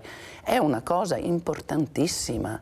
Allora, si potrebbero avere molti meno problemi anche a livello di comportamento, iperattività, eccetera, i bambini, se fossero educati motoriamente. Ma allora, Bruno Cipolla, secondo te, come ho detto io, ci sono questi paletti, non è il caso forse che tutti quanti noi dobbiamo fare più squadra, unirci, perché qua il motto dividi et impera regna sovrano. Certo. Se invece noi ci uniamo e cerchiamo forse, adesso abbiamo anche il coltello dalla parte del manico perché ci sono le votazioni, perciò sono tutti disponibilissimi, promettiamo, dopo prometteremo e arriva dopo, sempre così oremo, faremo, diremo, anche nella carta, spero non rimanga nella carta, perché bisogna vedere se ci sono questi insegnanti, questi professionisti, perché i progetti ci sono ma poi rimangono nella carta. Sentiamo anche Elena Bertorelli e poi torniamo da Bruno Cipolla e vediamo un altro video. Elena Bertorelli, ma queste famiglie già in crisi che sono, lo sport come ha detto Laura e anche Bruno Cipolla costa, perché costa fare sport, spostarsi, andare, cioè non è mica semplice, le strutture non ce ne sono, perciò mi devo spostare molto e perciò anche economicamente ha un costo, albergo, soggiorno, ma perché sì? Secondo lei cosa sta succedendo in questo paese che potrebbe vivere di tutto e di più, visto quanto belli siamo? Siamo molto belli, comunque siamo molto forti, soprattutto qui in Veneto, mai mortificarci, bisogna sempre andare avanti, comunque una soluzione la troviamo. Naturalmente condivido quello che è il problema dello sport, delle associazioni sportive, con cui tra l'altro noi collaboriamo per quanto riguarda i nostri territori, quando si tratta di partecipare o comunque organizzare degli eventi. La coperta è corta, l'ho sentito nel video prima del Presidente, e dice: siamo sempre noi cittadini, quindi in questo caso i cittadini, le famiglie, i ragazzi, i bambini che non hanno, diciamo, le disponibilità economiche per portare i loro ragazzi, i loro bambini a fare uno sport, ricade su di loro, perché la coperta corta, quello che io mi sento di ribadire, non è mai per i livelli alti, quindi per esempio a livello agonistico molto alti, naturalmente lì girano quelli che abbiamo sentito dire prima, cioè centinaia di migliaia di euro, milioni, sponsor e chi più ne ha più ne metta. Ma come dice giustamente lei, Mirella, i talenti non nascono già formati, ma si formano all'interno delle società, delle associazioni sportive piccole. Quindi qual è la soluzione dal mio punto di vista di associazione consumatori? Sarebbe necessaria una maggiore attenzione allo sport, proprio come dice il chiarissimo Cipolla, che è stato molto chiaro nella sua espressione, da parte dei governanti, perché l'approccio allo sport dovrebbe in qualche modo ricondurci a questo approccio che avviene in cui lo sport è assolutamente integrato nelle lezioni scolastiche, non c'è un'ora o 2 ore di ginnastica che viene vista come chi vuol fare ginnastica fa ginnastica, gli altri non studiano per loro professione. Proprio una materia e solo in questo modo ne potremo dare, diciamo, gratuitamente, nel senso ai genitori sarebbe gratuita la possibilità di seguire quello che è sul profilo e seguire il corso e tra tutti i ragazzi che vanno in scuola naturalmente si troverà il talento, uscirà il talento, ma questo è l'approccio positivo. Grazie, grazie Elena Bertorelli. Allora andiamo a vedere anche le foto di Laura Mestriner, questa campionessa che sta cercando in tutti i modi di dare anche il suo supporto con queste informazioni, con questa metterci la faccia, essere sempre davanti, sempre in pista. Ecco, anche se non è più quella pista, c'è un'altra pista che è molto difficile. Ecco, qui che foto è questa, Laura? Allora, si vede poco, comunque questi sono i mondiali, i campionati del mondo del 1976 a Roma. È stata la prima volta dopo decenni che si facevano i campionati del mondo a Roma e mi è andata bene. Ho fatto una bellissimi esercizi, sono riuscita ad arrivare al 3° posto assieme a me anche nel singolo maschile, anche lì erano da anni che non si prendeva più una medaglia, Umberto Paganelli, e quindi da lì poi è iniziata tutta, una serie di la scuola italiana ha iniziato a migliorarsi non solo negli esercizi obbligatori ma anche negli esercizi liberi. E dopo di me è venuta fuori la famosa Chiara Sartori, un'altra trevigiana che sarà con me il 22 aprile, poi Chiara Sartori, tanti altri, Silvia Marangoni, anche lei un'altra atleta di Oderzo che sarà con me, e Treviso, in provincia di Treviso c'è una quantità enorme di ragazzi e ragazze azzurri, perché eccelliamo in tutte le specialità, nel singolo maschile, nel singolo femminile, nelle coppie danze, nelle coppie artistico, nel solo dance, e una delle ultime specialità è quella dei gruppi spettacolo. Nei gruppi spettacolo la provincia di Treviso è penso la migliore in assoluto in Italia. Avete sentito? Allora, Bruno Cipolla, quello che vorrei anche capire, da te sei in prima linea, cos'è che vedi? Come vedi questo mondo rispetto al mondo che hai vissuto tu, di questi sportivi, di questi ragazzi, di questi tifosi, di questi genitori? Perché adesso con le Olimpiadi noi mandiamo un messaggio molto importante, visto anche i soldi che si spenderanno per queste Olimpiadi, ci mancherebbe che non arrivasse questo messaggio e riuscissimo ad arrivare a tante persone per fare dello sport e per parlare di sport vero. Diciamo che purtroppo sono cambiate le opportunità, nel senso che molti giovani oggi hanno opportunità che all'epoca mia, anni 60-70, non avevamo. viaggiare per noi era un'avventura. Chi ha viaggiato con il famoso dito e l'autostop in tutta Europa, noi avevamo il vantaggio di salire su un treno, su un aereo, fare sport voleva anche dire viaggiare.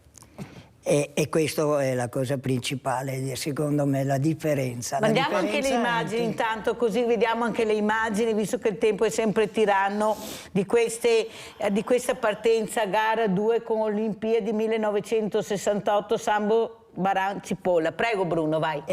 La differenza sostanziale è che una volta i ragazzi erano abbastanza autonomi. Oggi i genitori, e mi ci metto anch'io, sbagliamo perché andiamo a tagliare le ali ai nostri ragazzi e li stiamo portando verso un'educazione che non esiste.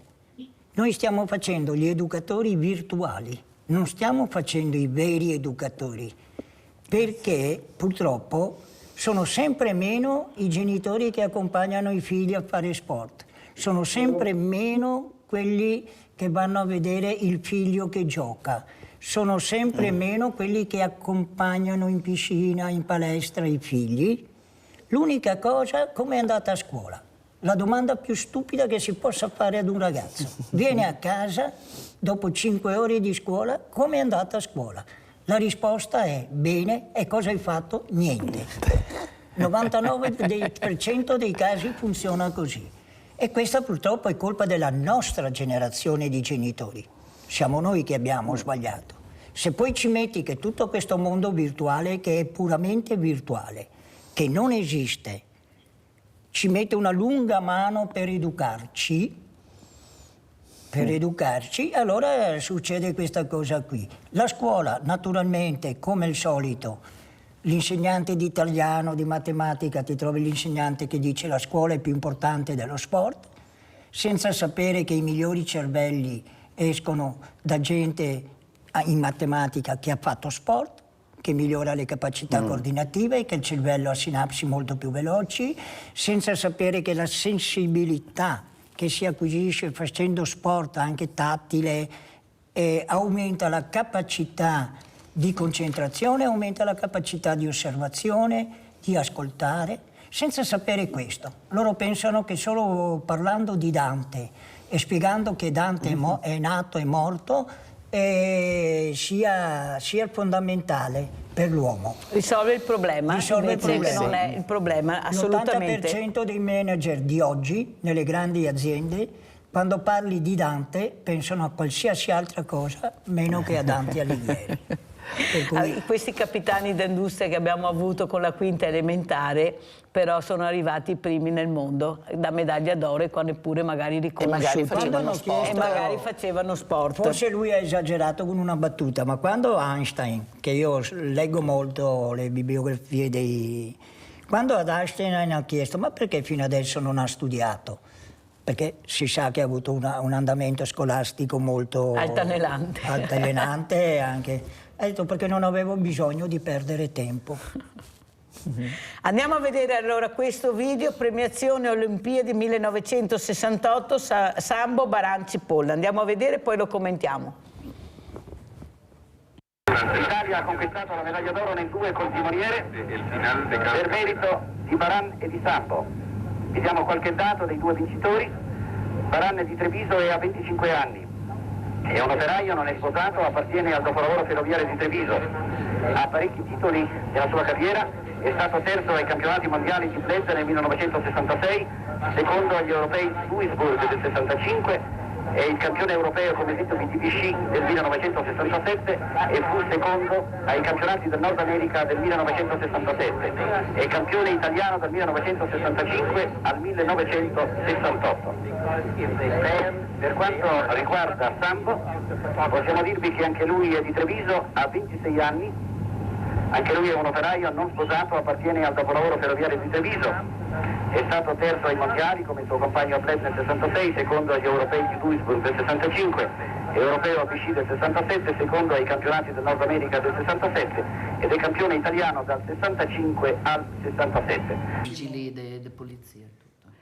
Allora, abbiamo visto, Bruno Cipolla, questo video molto importante che fa ricordare, ecco, questi anni meravigliosi anche, dove c'era uno sport vero, non c'era uno sport facile, era sudore, sacrificio, impegno.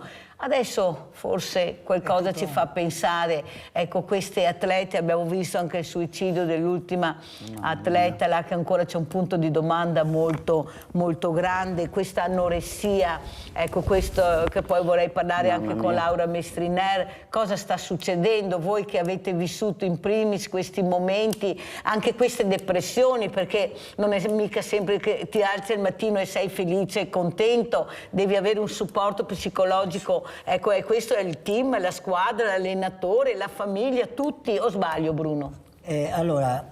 Oggi non puoi fare sport di alto livello, quindi avvicinarti, non dico a vincere le Olimpiadi, ma a partecipare alle Olimpiadi, perché tra chi vince e chi ha partecipato non ci sono grandissime differenze.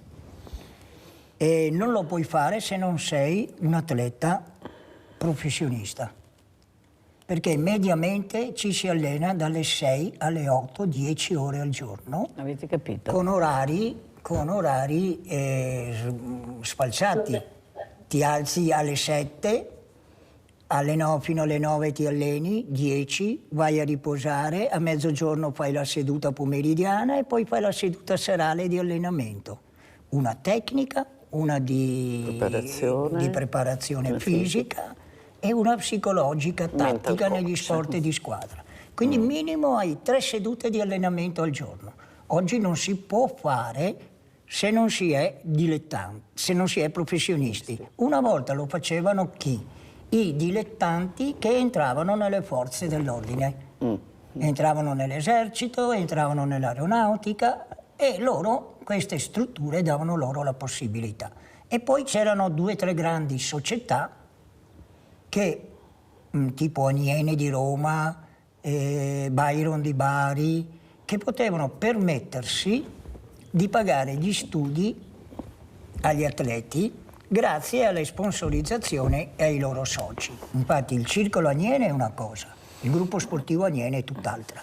Non tutti gli atleti del gruppo sportivo Aniene entrano al Circolo Aniene, tanto per dire. Tanto per dire, che diviso. Cioè, è diviso chiaramente tra chi vive la vita del Circolo Aniene, che è un circolo anche per affari, per scambi politici, di varie cose, di accordi, di patti, e chi invece il Circolo Aniene lo vive come atleta. Che sono 2 cose completamente diverse. Esatto. Ci sono circoli dove non è ancora messa la presenza femminile.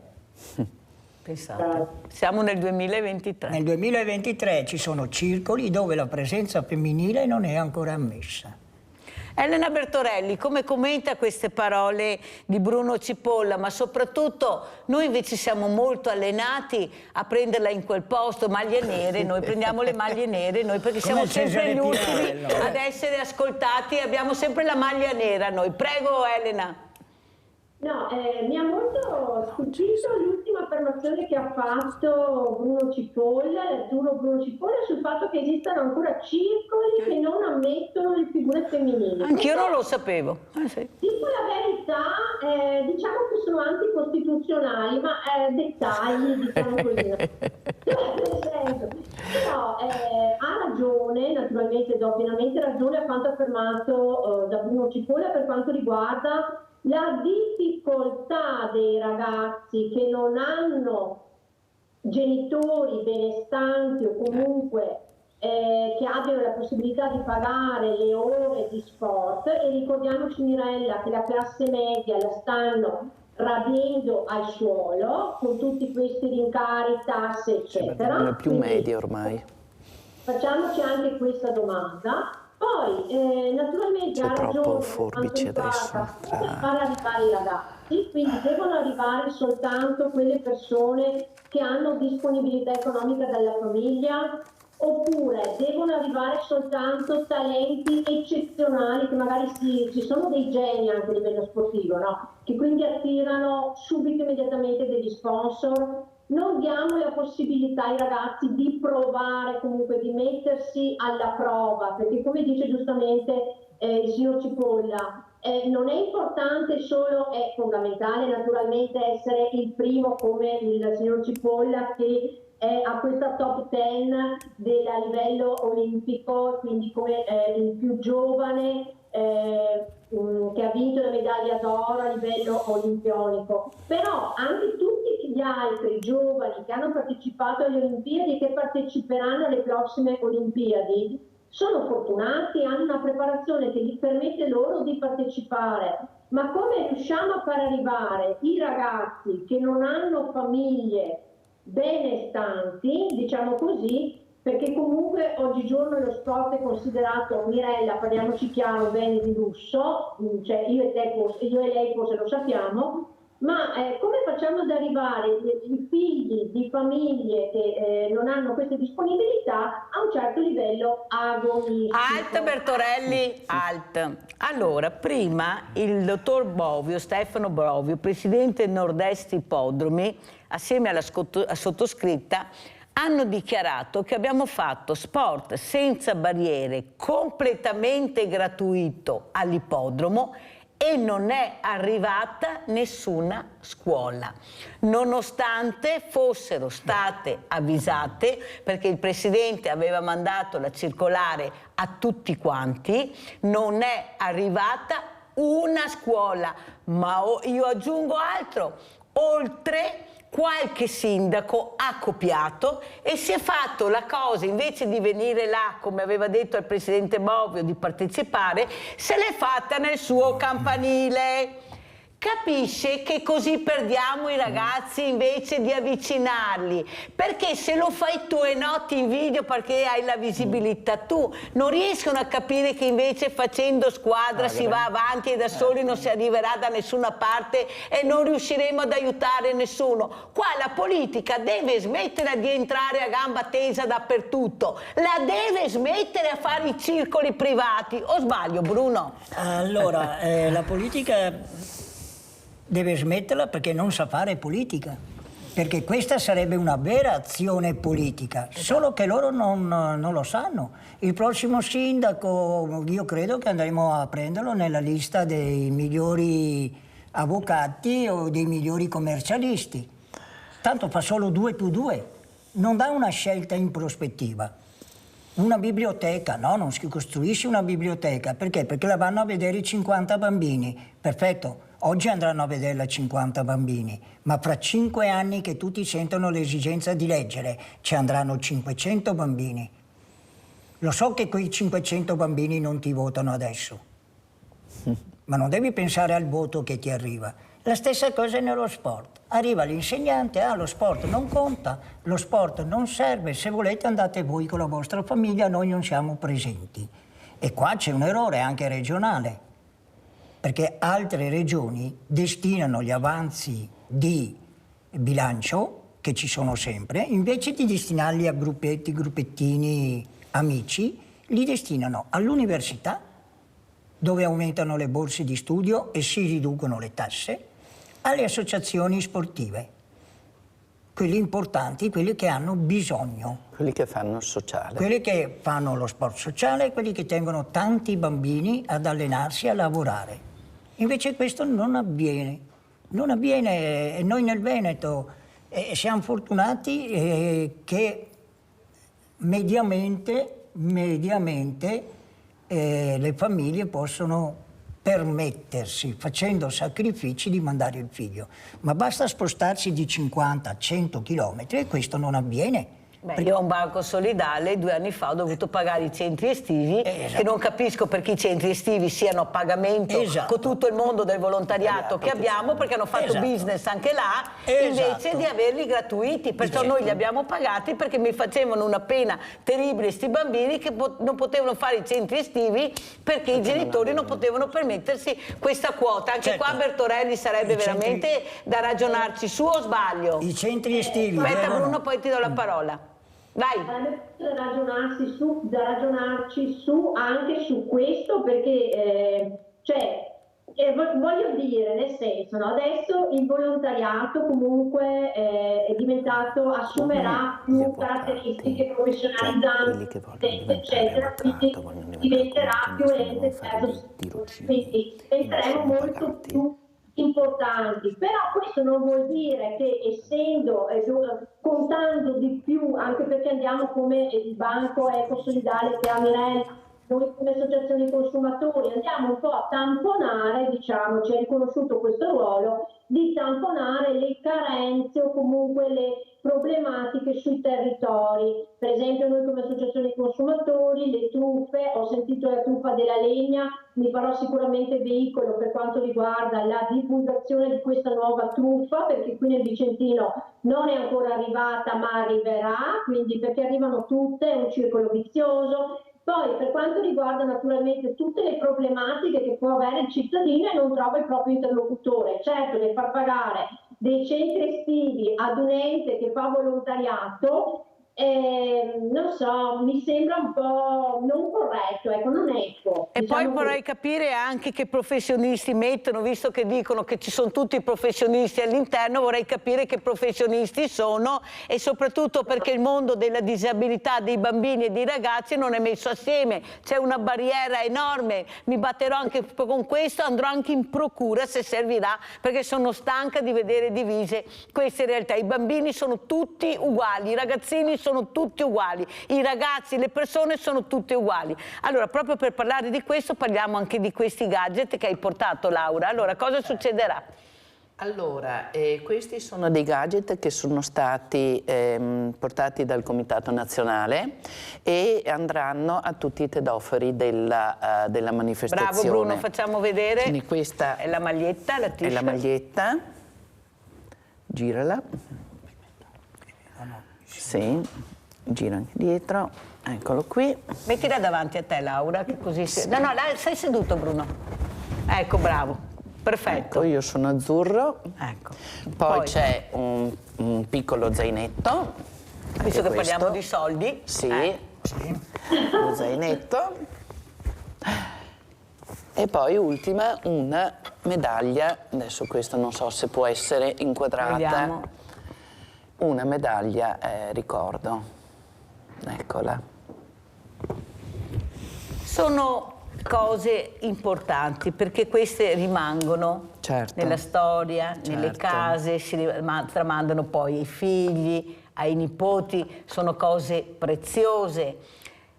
E però, come dice il nostro presidente Dino Ponchio, aiutatemi.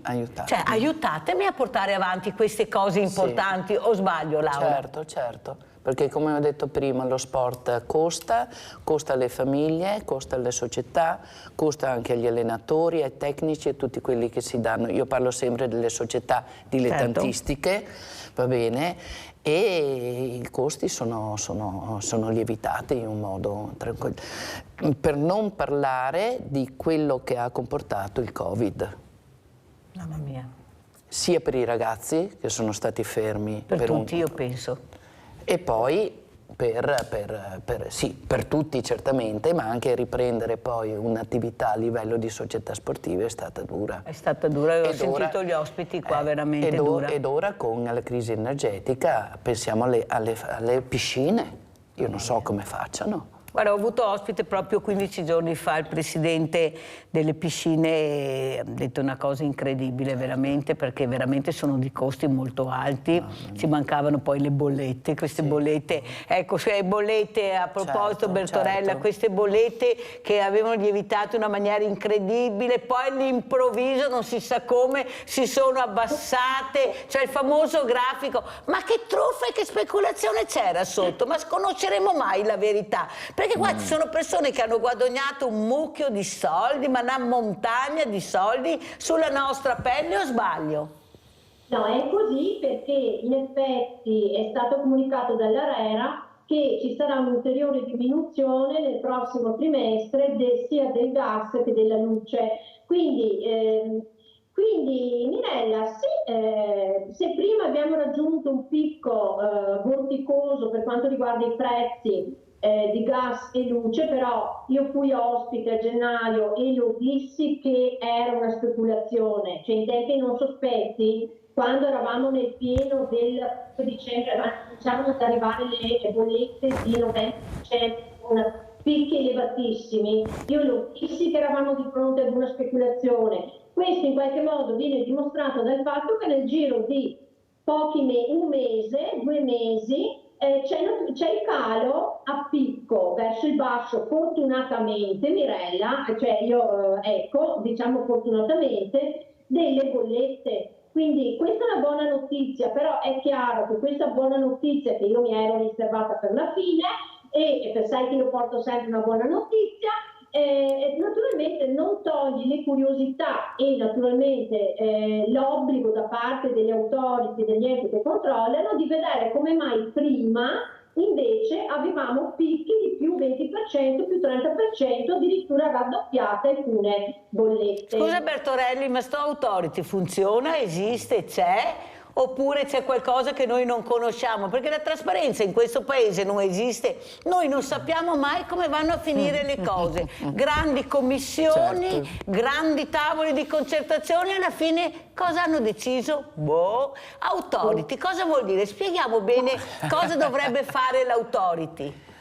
Allora, l'authority, che per esempio per quanto riguarda le bollette è l'ARERA, dovrebbe vigilare esattamente su come vanno i prezzi e sui prezzi che vengono effettuati e forniti, offerti dai produttori, quindi dei produttori di energia elettrica e dei produttori di gas. Questo dovrebbe essere, diciamo, il compito dell'authority, dell'ARERA.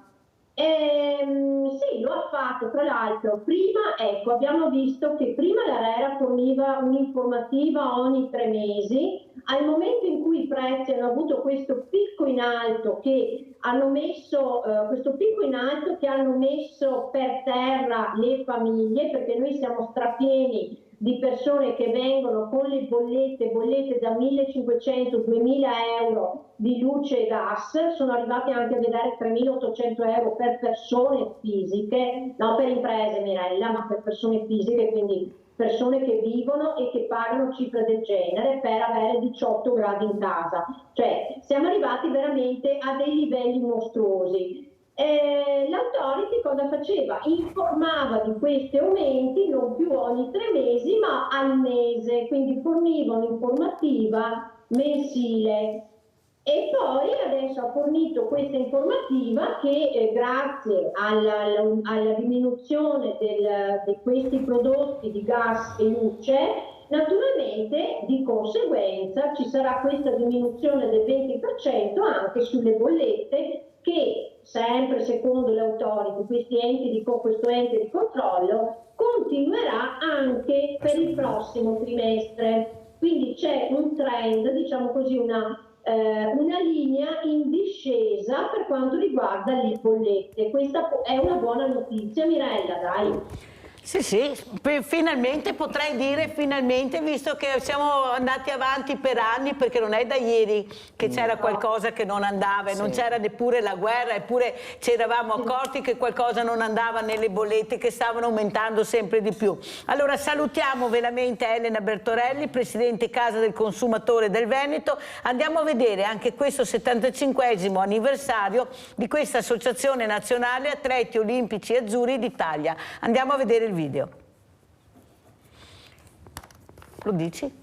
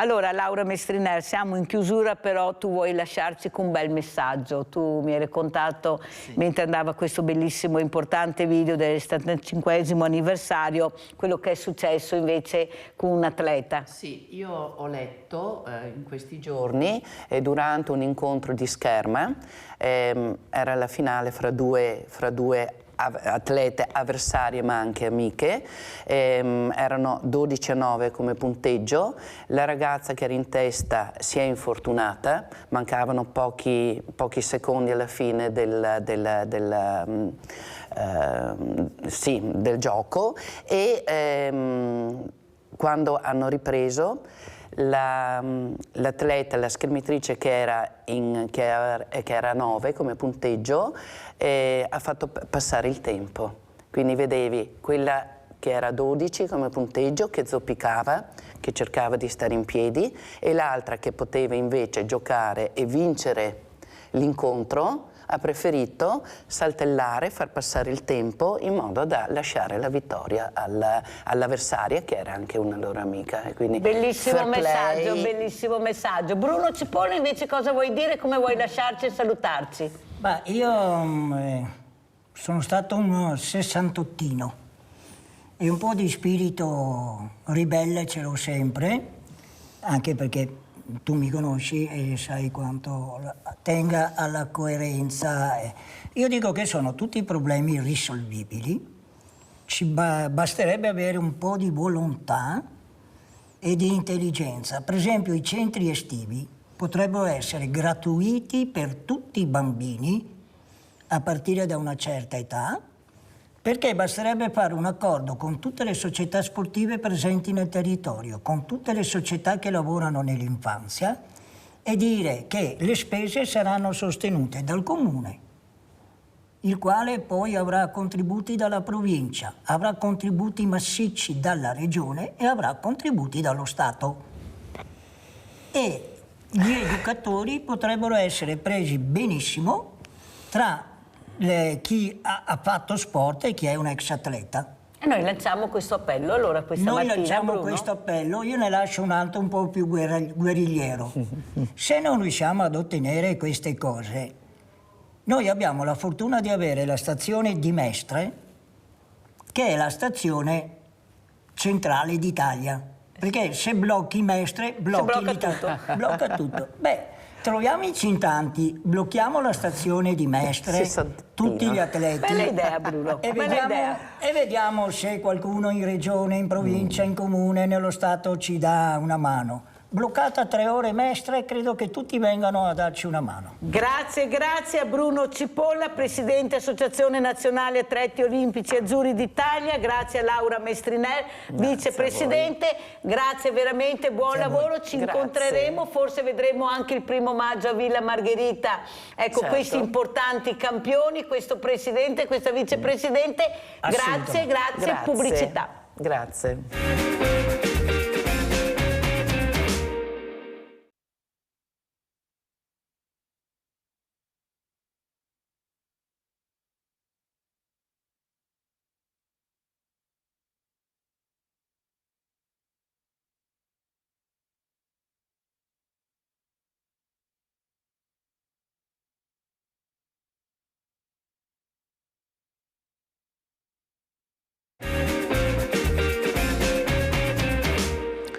Io apro con questi messaggi.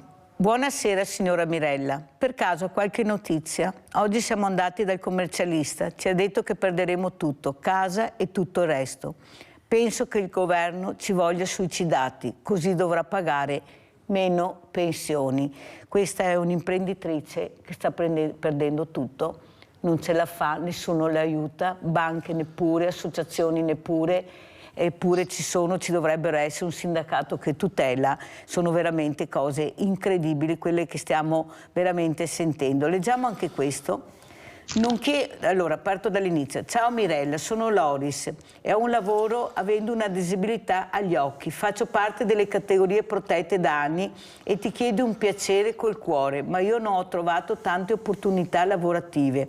Ma tuttora, anche se con una disabilità visiva, io vedo 3 decimi in distanza, ma è possibile che la mattina io lavoro a turno in una ditta di minuterie e tornite a Borso del Grappa. Il mio lavoro inizia alle 5 del mattino fino alle ore 13 e sono felicissimo del mio lavoro, ma essendo un ipovedente come si può togliere l'illuminazione notturna da pochi anni e anni fa c'era? Non penso almeno quando c'era, perché è una cosa incredibile. Non penso nemmeno alle rotonde, si possono illuminare. Io Mirella sono felicissimo del mio lavoro, ma non si può tenere i paesi al buio di notte. Un abbraccio, sei una persona speciale. Vi presento subito gli ospiti. Abbiamo in presenza Massimo Zappia, imprenditore, mentre abbiamo collegato da Verona Mario Spezia, esperto di animali selvatici, il Carpino Associazione, perché dovremmo parlare anche con lui di questi animali meravigliosi che sono anche gli orsi, i lupi e tutto il resto, perché c'è una confusione, non riusciamo più a capire chi ha ragione, chi ha torto e cosa si poteva fare. Allora partirei proprio con Massimo Zappia. Hai sentito questa imprenditrice, Massimo? Sì. Ti ringrazio di essere qui, poi eventualmente se vuoi ti do il numero per vedere se riusciamo a fare qualcosa di aiutarla, perché allo stremo delle forze sta perdendo attività a casa, sta perdendo tutto. Cosa vuoi dire, come rispondi? Beh, guarda, la situazione non è rosa ai fiori.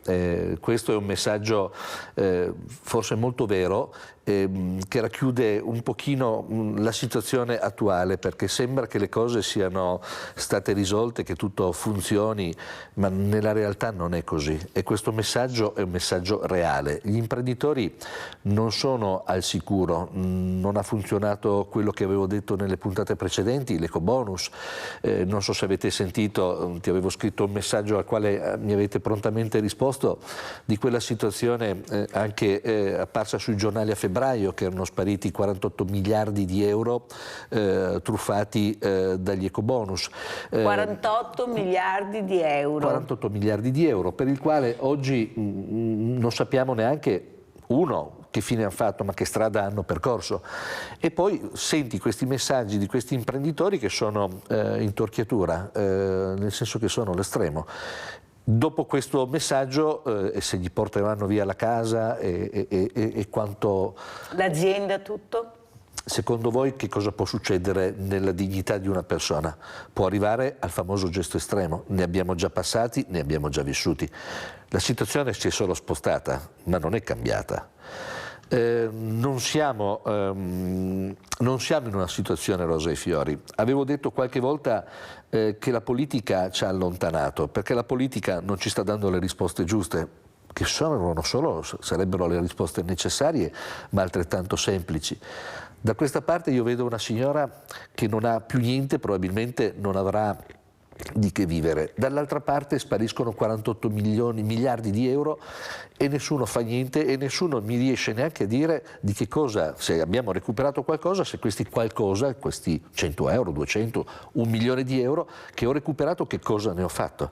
Quindi la certezza non l'abbiamo, non ce la stanno dando, e quindi siamo sempre più lontani. E penso che la politica a questo punto, come le aziende, debbano essere gestite. Le aziende devono essere affidabili, devono essere capaci di produrre. Noi abbiamo un governo che secondo me costa troppo, e a questo punto è una situazione che noi non possiamo più reggere, perché gli sprechi sono sempre tantissimi. Le truffe non ne parliamo? Le truffe sono, a quanto pare, all'ordine del giorno. Ne abbiamo sentito una anche stamattina con la legna. Sì, quasi legalizzate. Allora, possibile che in una realtà come la nostra, dove ormai con i telefonini, con le nuove tecnologie riusciamo a controllare tutto, non riusciamo a capire dove finiscono questi flussi?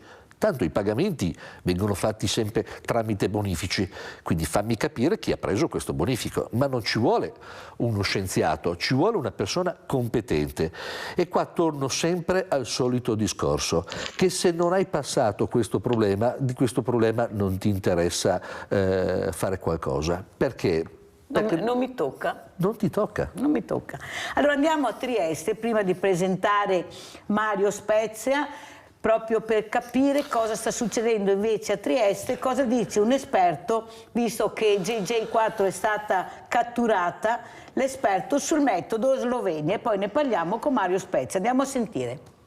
Non sono orsi né colpevoli né orsi che fanno gli orsi, sono orsi più aggressivi degli altri perché il loro carattere. Li si cattura, li si fa vivere in cattività, li si uccide? Abbiamo tre scelte. La Slovenia è una scelta molto pragmatica, li uccidono e coi soldi che ne ricavano dalla vendita di carne e pelle vanno tra l'altro a rifondare i danni causati da altri orsi, quindi è un po' la popolazione degli orsi che si automantiene, no? Quindi va proprio in un fondo che serve anche a tutelare gli orsi, tant'è vero che la popolazione di orsi sloveni è in continua crescita, la specie è tutelata, la specie non l'individuo, sono due cose ben diverse in ecologia, la specie orso è tutelata, non l'individuo, e la popolazione è contenta di avere l'orso che è una risorsa anche turistica dal loro punto di vista, quindi la popolazione è contenta.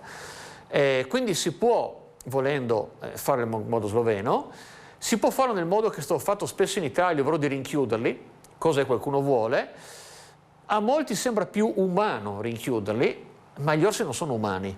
Io lo dico da zoologo, un orso, come tutti gli animali selvatici, ha un solo scopo nella vita, fare l'orso in questo senso vero della parola, cioè procreare, avere un territorio, avere dei cuccioli, eccetera. Si dice essere come un orso in gabbia, uno che va fuori di testa, no? Proprio si usa essere come un orso in gabbia. Secondo me, per il benessere dell'animale, è molto meglio ucciderlo, in modo indolore chiaramente, con un'eutanasia, quello che si vuole, che condannarlo a un ergastolo. Teniamo presente che gli orsi chiusi in gabbie strette sono quasi sempre pieni di psicofarmaci, sono quasi sempre castrati, è una vita terribile, un orso può vivere 30-40 anni anche in cattività. Quindi è un ergastolo terribile, che io non condivido assolutamente. Se la scelta deve essere tra uccidere o l'ergastolo, io preferirei, lo dico da zoologo, per il bene dell'animale l'uccisione.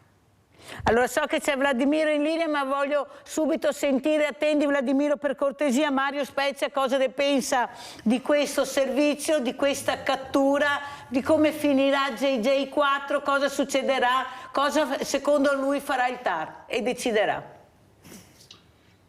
Beh, naturalmente io non posso sapere che cosa farà il TAR perché non sono un indovino. Però?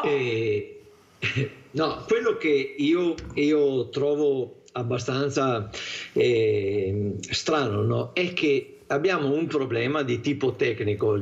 Giustamente lo zoologo faceva le sue osservazioni, è un professionista e quindi presumo che conosca bene il problema, no? Però più in generale noi abbiamo un istituto nazionale che si chiama ISPRA, che vuol dire Istituto Superiore per la Protezione e la Ricerca Ambientale. Noi paghiamo fior di specialisti per occuparsi di questi problemi e secondo me dovremmo avere il buon senso anche di affidarci alle decisioni di questi specialisti, perché queste persone studiano in maniera sistematica queste problematiche, raccolgono tutti i dati, hanno tutte le informazioni che sono necessarie e io direi che sarebbe il caso di lasciare queste decisioni a loro e non di spostare queste decisioni nel mondo della politica, perché c'è il rischio molto alto che i politici utilizzino queste tematiche per fare campagna elettorale e la campagna elettorale spesso non coincide con gli interessi collettivi o con gli interessi dei cittadini e con la soluzione dei problemi, anzi spesso la campagna elettorale va esattamente nella direzione opposta, per cui io direi che di queste tematiche sarebbe meglio che si occupassero gli esperti e non i politici. Sentiamo Vladimiro da Rovigo, vai Vladimiro, grazie. Niente. No, quello che voglio dire non è proprio al 100% inerente, ma va da sfriscio, perché è da tutta stamattina che ascoltando la tua trasmissione e saltando ogni tanto in altre, no? Sento un continuo lamentarsi o parlare dell'inefficienza dello Stato, della politica. Può sentire che ti ha fatto vedere negli ultimi secondi un servizio che si rifà alla Slovenia, addirittura fuori dall'Italia. e il tuo ospite ha appena detto che la politica è meglio che salga da parte, affidiamo se gli esperti via parlando. Perché chiamo? Perché ieri, stamattina, ho sentito, adesso pare che state dal palo alla frasca, non è, perché dopo spiego perché, che in Veneto, il PD Veneto, ha fatto la richiesta che nello statuto della regione Veneto venga inserito la dicitura che il Veneto non è contro l'unitarietà dello Stato italiano. Allora mi chiedo, ma con tutti i problemi che c'è in giro, è tutta stamattina che ne sentiamo di vario genere, questi qua si va a preoccupare di far mettere nello statuto di una regione questa dicitura.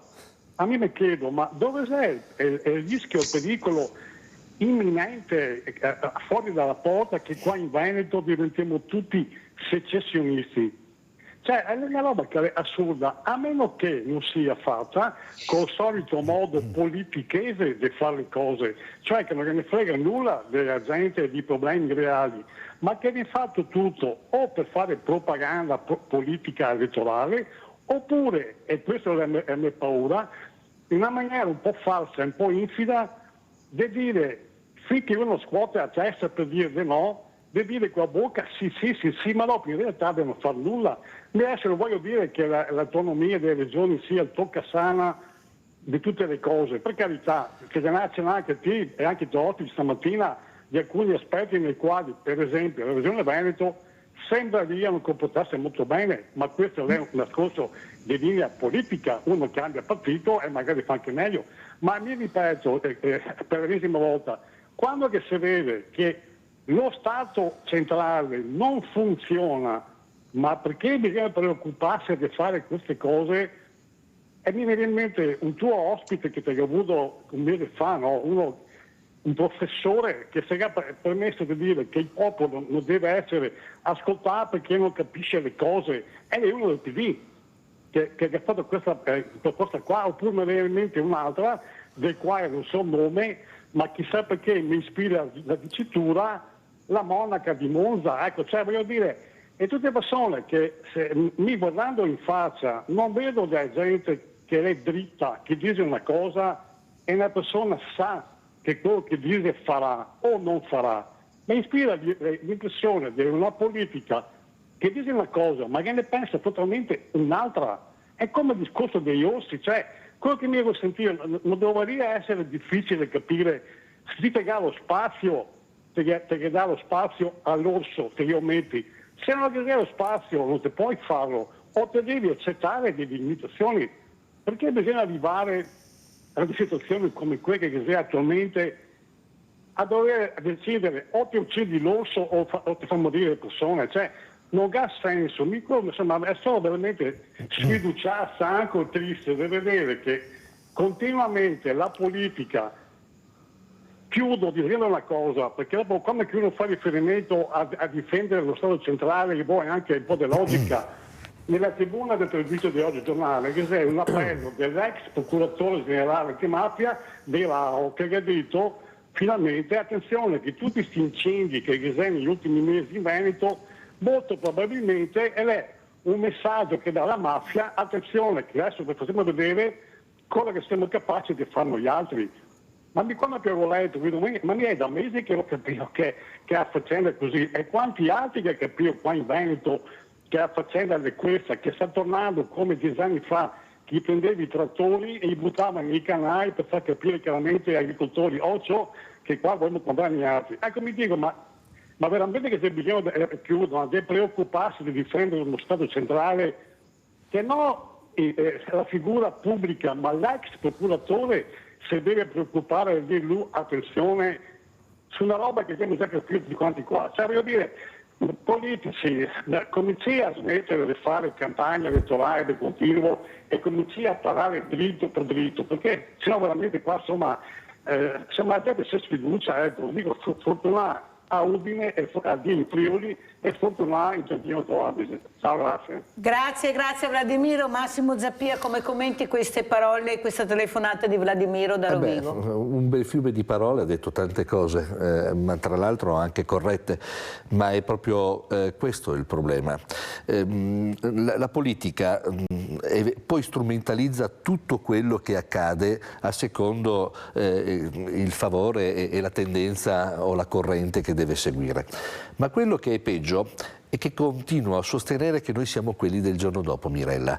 Cioè deve accadere qualcosa per accorgersi che magari abbiamo un orso un po' pettino, più cattivello, che sappiamo tutti che c'è, ma deve essere assalito prima una persona e poi corriamo ai ripari. E adesso sono settimane che parliamo di un problema, cercando di capire se io faccio una cosa o ne faccio un'altra.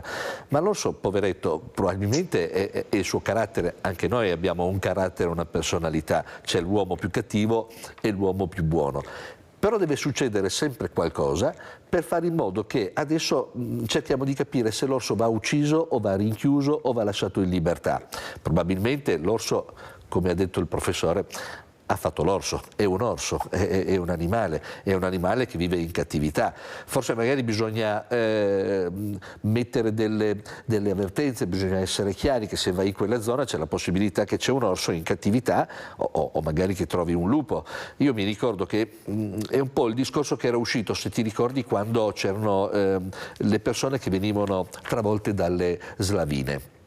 Il sindaco della Valle d'Aosta aveva messo per qualche tempo, poi non so che storia, se ha funzionato o se è andata avanti, che per poter andare in fuoripista dovevi prima farti un'assicurazione e lasciare un assegno circolare, perché se andavi fuori pista e creavi dei problemi, per venirti a prendere bisognava già avere dei costi che dovevi sostenere tu.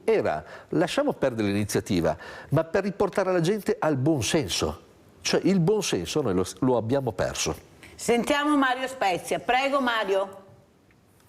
Sì, mi ricollego esattamente alle parole che ha detto questo signore che mi sembrano di grande buonsenso, e cioè l'idea che noi siamo gli unici esseri viventi che hanno diritto di vivere sulla faccia della terra è un'idea vecchia e anche proprio sbagliata, è proprio profondamente sbagliata, perché ci aveva portati a metà del secolo scorso ad uno sterminio quasi totale di tutte quante le specie selvatiche presenti nel territorio. Ci sono voluti 50 anni di lavoro per riportare almeno in parte la presenza di tutta una serie di specie che è una cosa da aver ben chiara nella testa, che sono importanti per la conservazione nel nostro ecosistema, cioè un pianeta completamente privato della presenza di tutte le specie selvatiche diventa inabitabile anche per noi. Mi riferisco sia alle specie vegetali e sia alle specie animali. È stato fatto uno sforzo grandissimo da parte di tutta la comunità europea, di tutti gli stati, di tutte le regioni, per ripristinare per quanto possibile la presenza di tutte queste specie. Adesso il problema non è quello di un singolo orso, se va tenuto o se va abbattuto. Rispetto, queste non sono decisioni che prendiamo noi qui parlando alla televisione, sono decisioni che vanno prese da persone che conoscono bene il problema e che sanno cos'è che si deve fare. Però più in generale dobbiamo tutti renderci conto che non siamo gli unici ospiti di questa terra e che dobbiamo capire che ci sono una serie di altri esseri che non solo hanno diritto di esistere, ma che è nostro interesse che esistano, perché servono tutti quanti insieme a mantenere un ecosistema che è fondamentale per la nostra sopravvivenza. Se non cominciamo a ragionare in questi termini qua, un po' alla volta distruggeremo tutto, ma distruggeremo l'ambiente che è indispensabile perché noi possiamo vivere. Mario Spezia, però la domanda che ci poniamo è questa. Hanno pur messo i collari agli orsi, sono riusciti a mettere i collari agli orsi. I collari non funzionavano, ma c'è qualcuno che doveva controllare.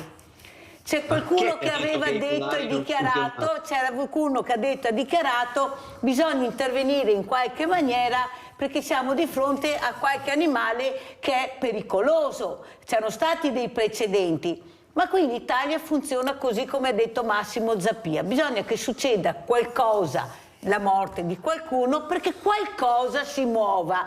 Ma col zio Remo non andremo mai da nessuna parte, faremo, metteremo, daremo, guarderemo, controlleremo. Ma si doveva, cioè quello che hanno fatto in pochi giorni lo potevano fare benissimo anche tempo fa. Controllare, mettere delle trappole video con della frutta per capire se questi collari funzionavano o no prima di tutto, visto che li hanno pur messi sti collari, quando glieli hanno messi sti collari? E perché nessuno ha detto che non funzionavano? Capisce che c'è qualcosa che non torna. La prima cosa che si sente, abbattiamo e uccidiamo, è la prima cosa che si sente. No, prima capiamo cos'è successo, chi doveva intervenire e non è intervenuto, tanto è vero che la mamma del povero ragazzo che è morto ha detto: io non me la prendo con l'orso, io me la prendo con quelli che dovevano intervenire prima, e non sono intervenuti. O sbaglio, Mario Spezia? E dunque bisogna stare attenti a non far confusione, perché la confusione non ci aiuta a risolvere i problemi, ci aiuta ad aggravarli.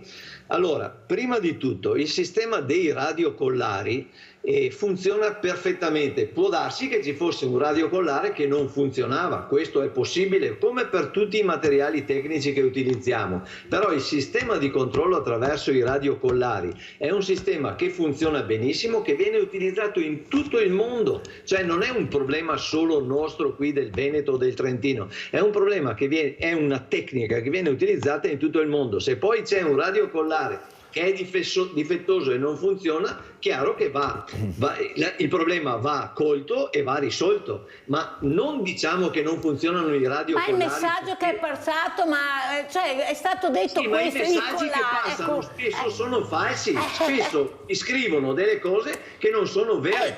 La signora, mamma di questo ragazzo che è stato ucciso, dimostra molto più buon senso di tante persone che parlano di queste robe. Quando la signora dice: io non ce l'ho con l'orso, il problema non è l'orso, il problema è a monte dell'orso, cioè nella gestione di tutta questa problematica. La gestione di questa problematica prevede che la gente venga informata che c'è un pericolo oggettivo, cioè che i grandi carnivori rappresentano un pericolo oggettivo per il quale noi umani ci dobbiamo attrezzare, cioè dobbiamo sapere che c'è questo pericolo, dobbiamo sapere come ci si comporta, cosa si deve fare, eccetera, eccetera. Anche la gestione degli orsi, cioè quanti ce ne possono stare, o dei lupi, quanti ce ne possono stare, come vanno gestiti, eccetera, eccetera, è un tipo di problematica, lo ripeto per la terza volta, che non va risolto in discussioni da bar o da televisione, va risolto mettendosi seduti fra esperti attorno a un tavolo, valutando dei dati precisi e decidendo delle azioni che siano Ma scusa Mario Spezia, io ti ho detto di tornare proprio per questo e ti ho invitato, per fare chiarezza, perché tu sei una persona competente e ci stai dicendo: guardate che le notizie che arrivano non sono vere, c'è una comunicazione che non è corretta. Ma allora perché non hanno fatto questo, visto che abbiamo le persone, come hai detto tu, pagate, che dovrebbero far questo? Che non hanno fatto cosa? Il controllo del territorio e l'informazione sul territorio che era pericoloso, l'hai detto tu adesso? Sì, no, che gli orsi e i lupi siano pericolosi, non è che lo dico io, è un dato oggettivo che penso che chiunque, che la cosa che si deve fare è quella di informare le popolazioni che risiedono nelle aree in cui sono presenti gli orsi e i lupi di tutta una serie di precauzioni che bisogna avere. Questo lavoro sicuramente andrebbe fatto proprio da queste stesse persone, cioè dai sindaci e dai rappresentanti del territorio, che sono i primi poi dopo a fare queste esternazioni un po' da caduti dalla luna, e quando dopo succedono. Cioè, sono queste le persone che dovevano avvisare la popolazione di questi pericoli e delle precauzioni da prendere. È a questi politici che va chiesto perché non l'hanno fatto prima. Abbiamo Franco da Venezia, vai Franco. Sì, pronto, buongiorno a tutti. Buongiorno. Buongiorno, ecco, riguardo qui la vicenda dell'orso, diceva giustamente il signor Spezia che fino a 50 anni fa gli orsi, così come i lupi, si erano estinti grazie alla caccia spietata che ha fatto l'uomo. Allora, in 50 anni accadono molte cose, la montagna è anche cambiata, ha un tipo di economia di montagna, alberghi, bar e quant'altro, che porta sia alla frequentazione da parte di turisti e quindi ha un importante aspetto economico. È evidente che se un tessuto così fatto nel giro di 50 anni si inserisce all'orso, è un po' una vicenda fatta all'italiana, la vedo io un po' contraddittoria, dal parlare di cartelli, di collari, lascia a mio avviso il tempo che trova, perché il zoologo lì che avete intervistato prima ha detto che il raggio d'azione di un orso è di 30 km su un giorno. Ora, su un territorio così minuscolo in cui ce ne sono un centinaio, capite che l'incontro, voglio dire, ci sono altissime probabilità. Poi va a vedere chi dicono di sdraiati per terra, cammina a pianca, l'orso, come dite voi, fa l'orso e la popolazione, per come la vedo io, nel paese lì dove è accaduto questo fatto, brutto fatto, è ai limiti del bosco. Quindi chi è che va in bosco, si va in ferie, va a funghi, va a farsi la passeggiata e quant'altro. Quindi la scelta è o loro non eliminarli, capiamoci, no. È stata fatta una scelta, a mio avviso, che non doveva essere fatta, perché il territorio è totalmente cambiato, l'economia è un'altra e quindi dovevano prendere atto di queste cose e giustamente monitorare, seguire, nel momento che si assume questo tipo di responsabilità, monitorare e seguire, perché sicuramente non sono 3 collari su 100 orsi che si riesce a controllare la situazione. Io avrei finito, grazie. Grazie Franco. Allora, prima di rispondere con Mario Spezia andiamo a vedere un video sempre di Mario Spezia, questo video documentario, poi lo commentiamo e rispondiamo anche a Franco da Venezia.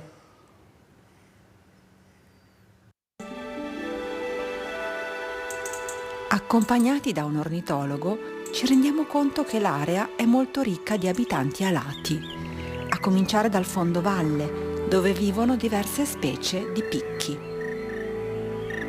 Negli ultimi anni però si sono verificate, si sono osservate molte segnalazioni anche del più grande picchio europeo, che è il picchio nero, che sembra essere sempre più vicino ai lembi della nostra città.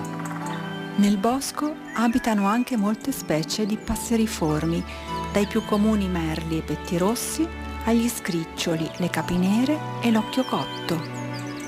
Abbiamo anche alcuni rapaci notturni la cui presenza è correlata alla presenza dei picchi stessi, perché utilizzano le loro cavità proprio per nidificare, e sono gli allocchi. È un animale, l'allocco, molto territoriale e che quindi tende a far sentire spesso la propria presenza per difendere il proprio territorio.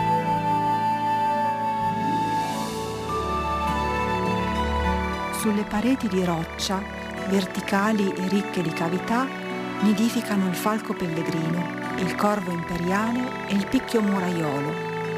Salendo di quota, il bosco si fa più rado e compaiono i prati, dove vivono specie tutelate come il succiacapre, detto il fantasma degli incolti, perché è quasi impossibile cogliere la sua presenza a causa del suo colore, che lo fa sembrare un tronco d'albero. Mentre di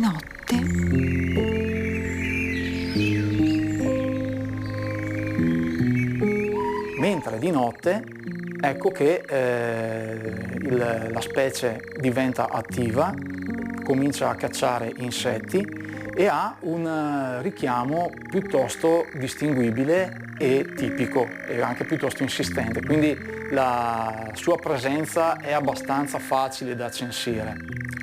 Sempre in questo tipo di habitat è possibile anche udire il richiamo monocorde di un piccolo gufo migratore che arriva dal sud del Sahara e che è l'assiolo, chiamato anche Q, proprio in ricordo del suo verso. Molti lo scambiano per un allarme, però in realtà spesso è questo piccolo strigiforme che sta, diciamo, o richiamando i propri simili oppure difendendo il proprio territorio. Mario Spezia, 1 minuto per rispondere al nostro Franco, poi ti saluto. Sì, beh, c'è poco da dire, nel senso che le cose, il problema è quello che si diceva prima. Secondo me dobbiamo fare tutti quanti uno sforzo per capire che se vogliamo avere attorno a noi tutta una serie di esseri diversi da noi umani che popolano il nostro territorio, dobbiamo noi avere un atteggiamento di maggior rispetto e di maggior attenzione per questi esseri. Basta Mario, perché ho finito, basta Mario, grazie Mario Spezia, e vedremo anche gli altri documentari, sentiremo come deciderà il TAR, spero bene. Saluto anche Massimo Zappia, pochi secondi. Massimo, come ti saluti velocissimo? Beh, io parlo sempre, anzi mi rifaccio e non vorrei essere frainteso, che forse il buon senso dovrebbe essere quello più impiegato, al di là della politica o del colore politico.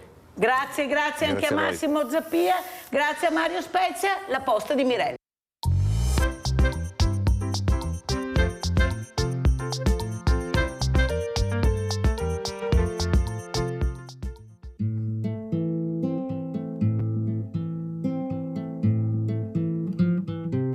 Nu mi-e dor de tine, n-am de ce și cum. Tu respiri prin mine, ai aceeași umbră, descifră marcaje pe același drum, ignorând oricare panoramă sumbră. Nu-mi lipsești vreodată, nici nu te aștept, ești aici mereu, doar să întind o mână și îți simt conturul când mă adun la piept. Timpul și distanța infinit seamănă și îți simt conturul când mă adun la piept. Timpul și distanța infinit seamănă. Cum să-mi fie dor când te am aici lângă mine, nu de ieri, de azi. Uită-te în urmă, poți să îți explici. Clipele cu mine le aduni, nu scazi. Cum să-mi fie dor când te am aici lângă mine, nu de ieri, de azi. Uită-te în urmă, poți să îți explici. Clipele cu mine le aduni, nu scazi. Dar, deși sunt chiar convingător,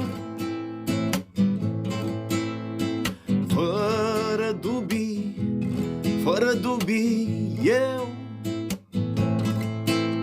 spun că nu mi-e dor, că nu mi-e dor. Totuși, tot mi-e dor mereu.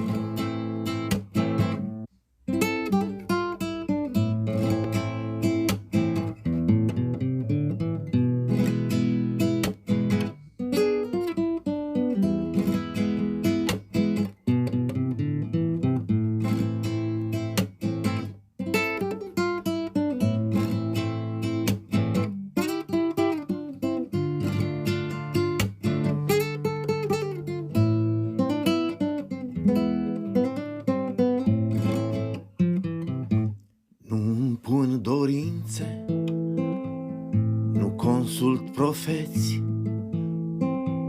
știu deja ce soartă ni se conturează. una ce rezumă două vieți, una în care dragostea durează, oriunde ai pleca, te întorci curând. Giratoriu simplu-i orice drum al tău. Nu ne scriem vorbe pentru că tăcând, dorul meu e acasă, doar cu dorul tău. Nu ne scriem vorbe pentru că tăcând, dorul meu e acasă, doar cu dorul tău. Cum să-mi fie dor când te am aici lângă mine, nu de ieri, de azi. Uită-te în urmă, poți să îți explici. Clipele cu mine le aduni, nu scazi. Cum să-mi fie dor când te am aici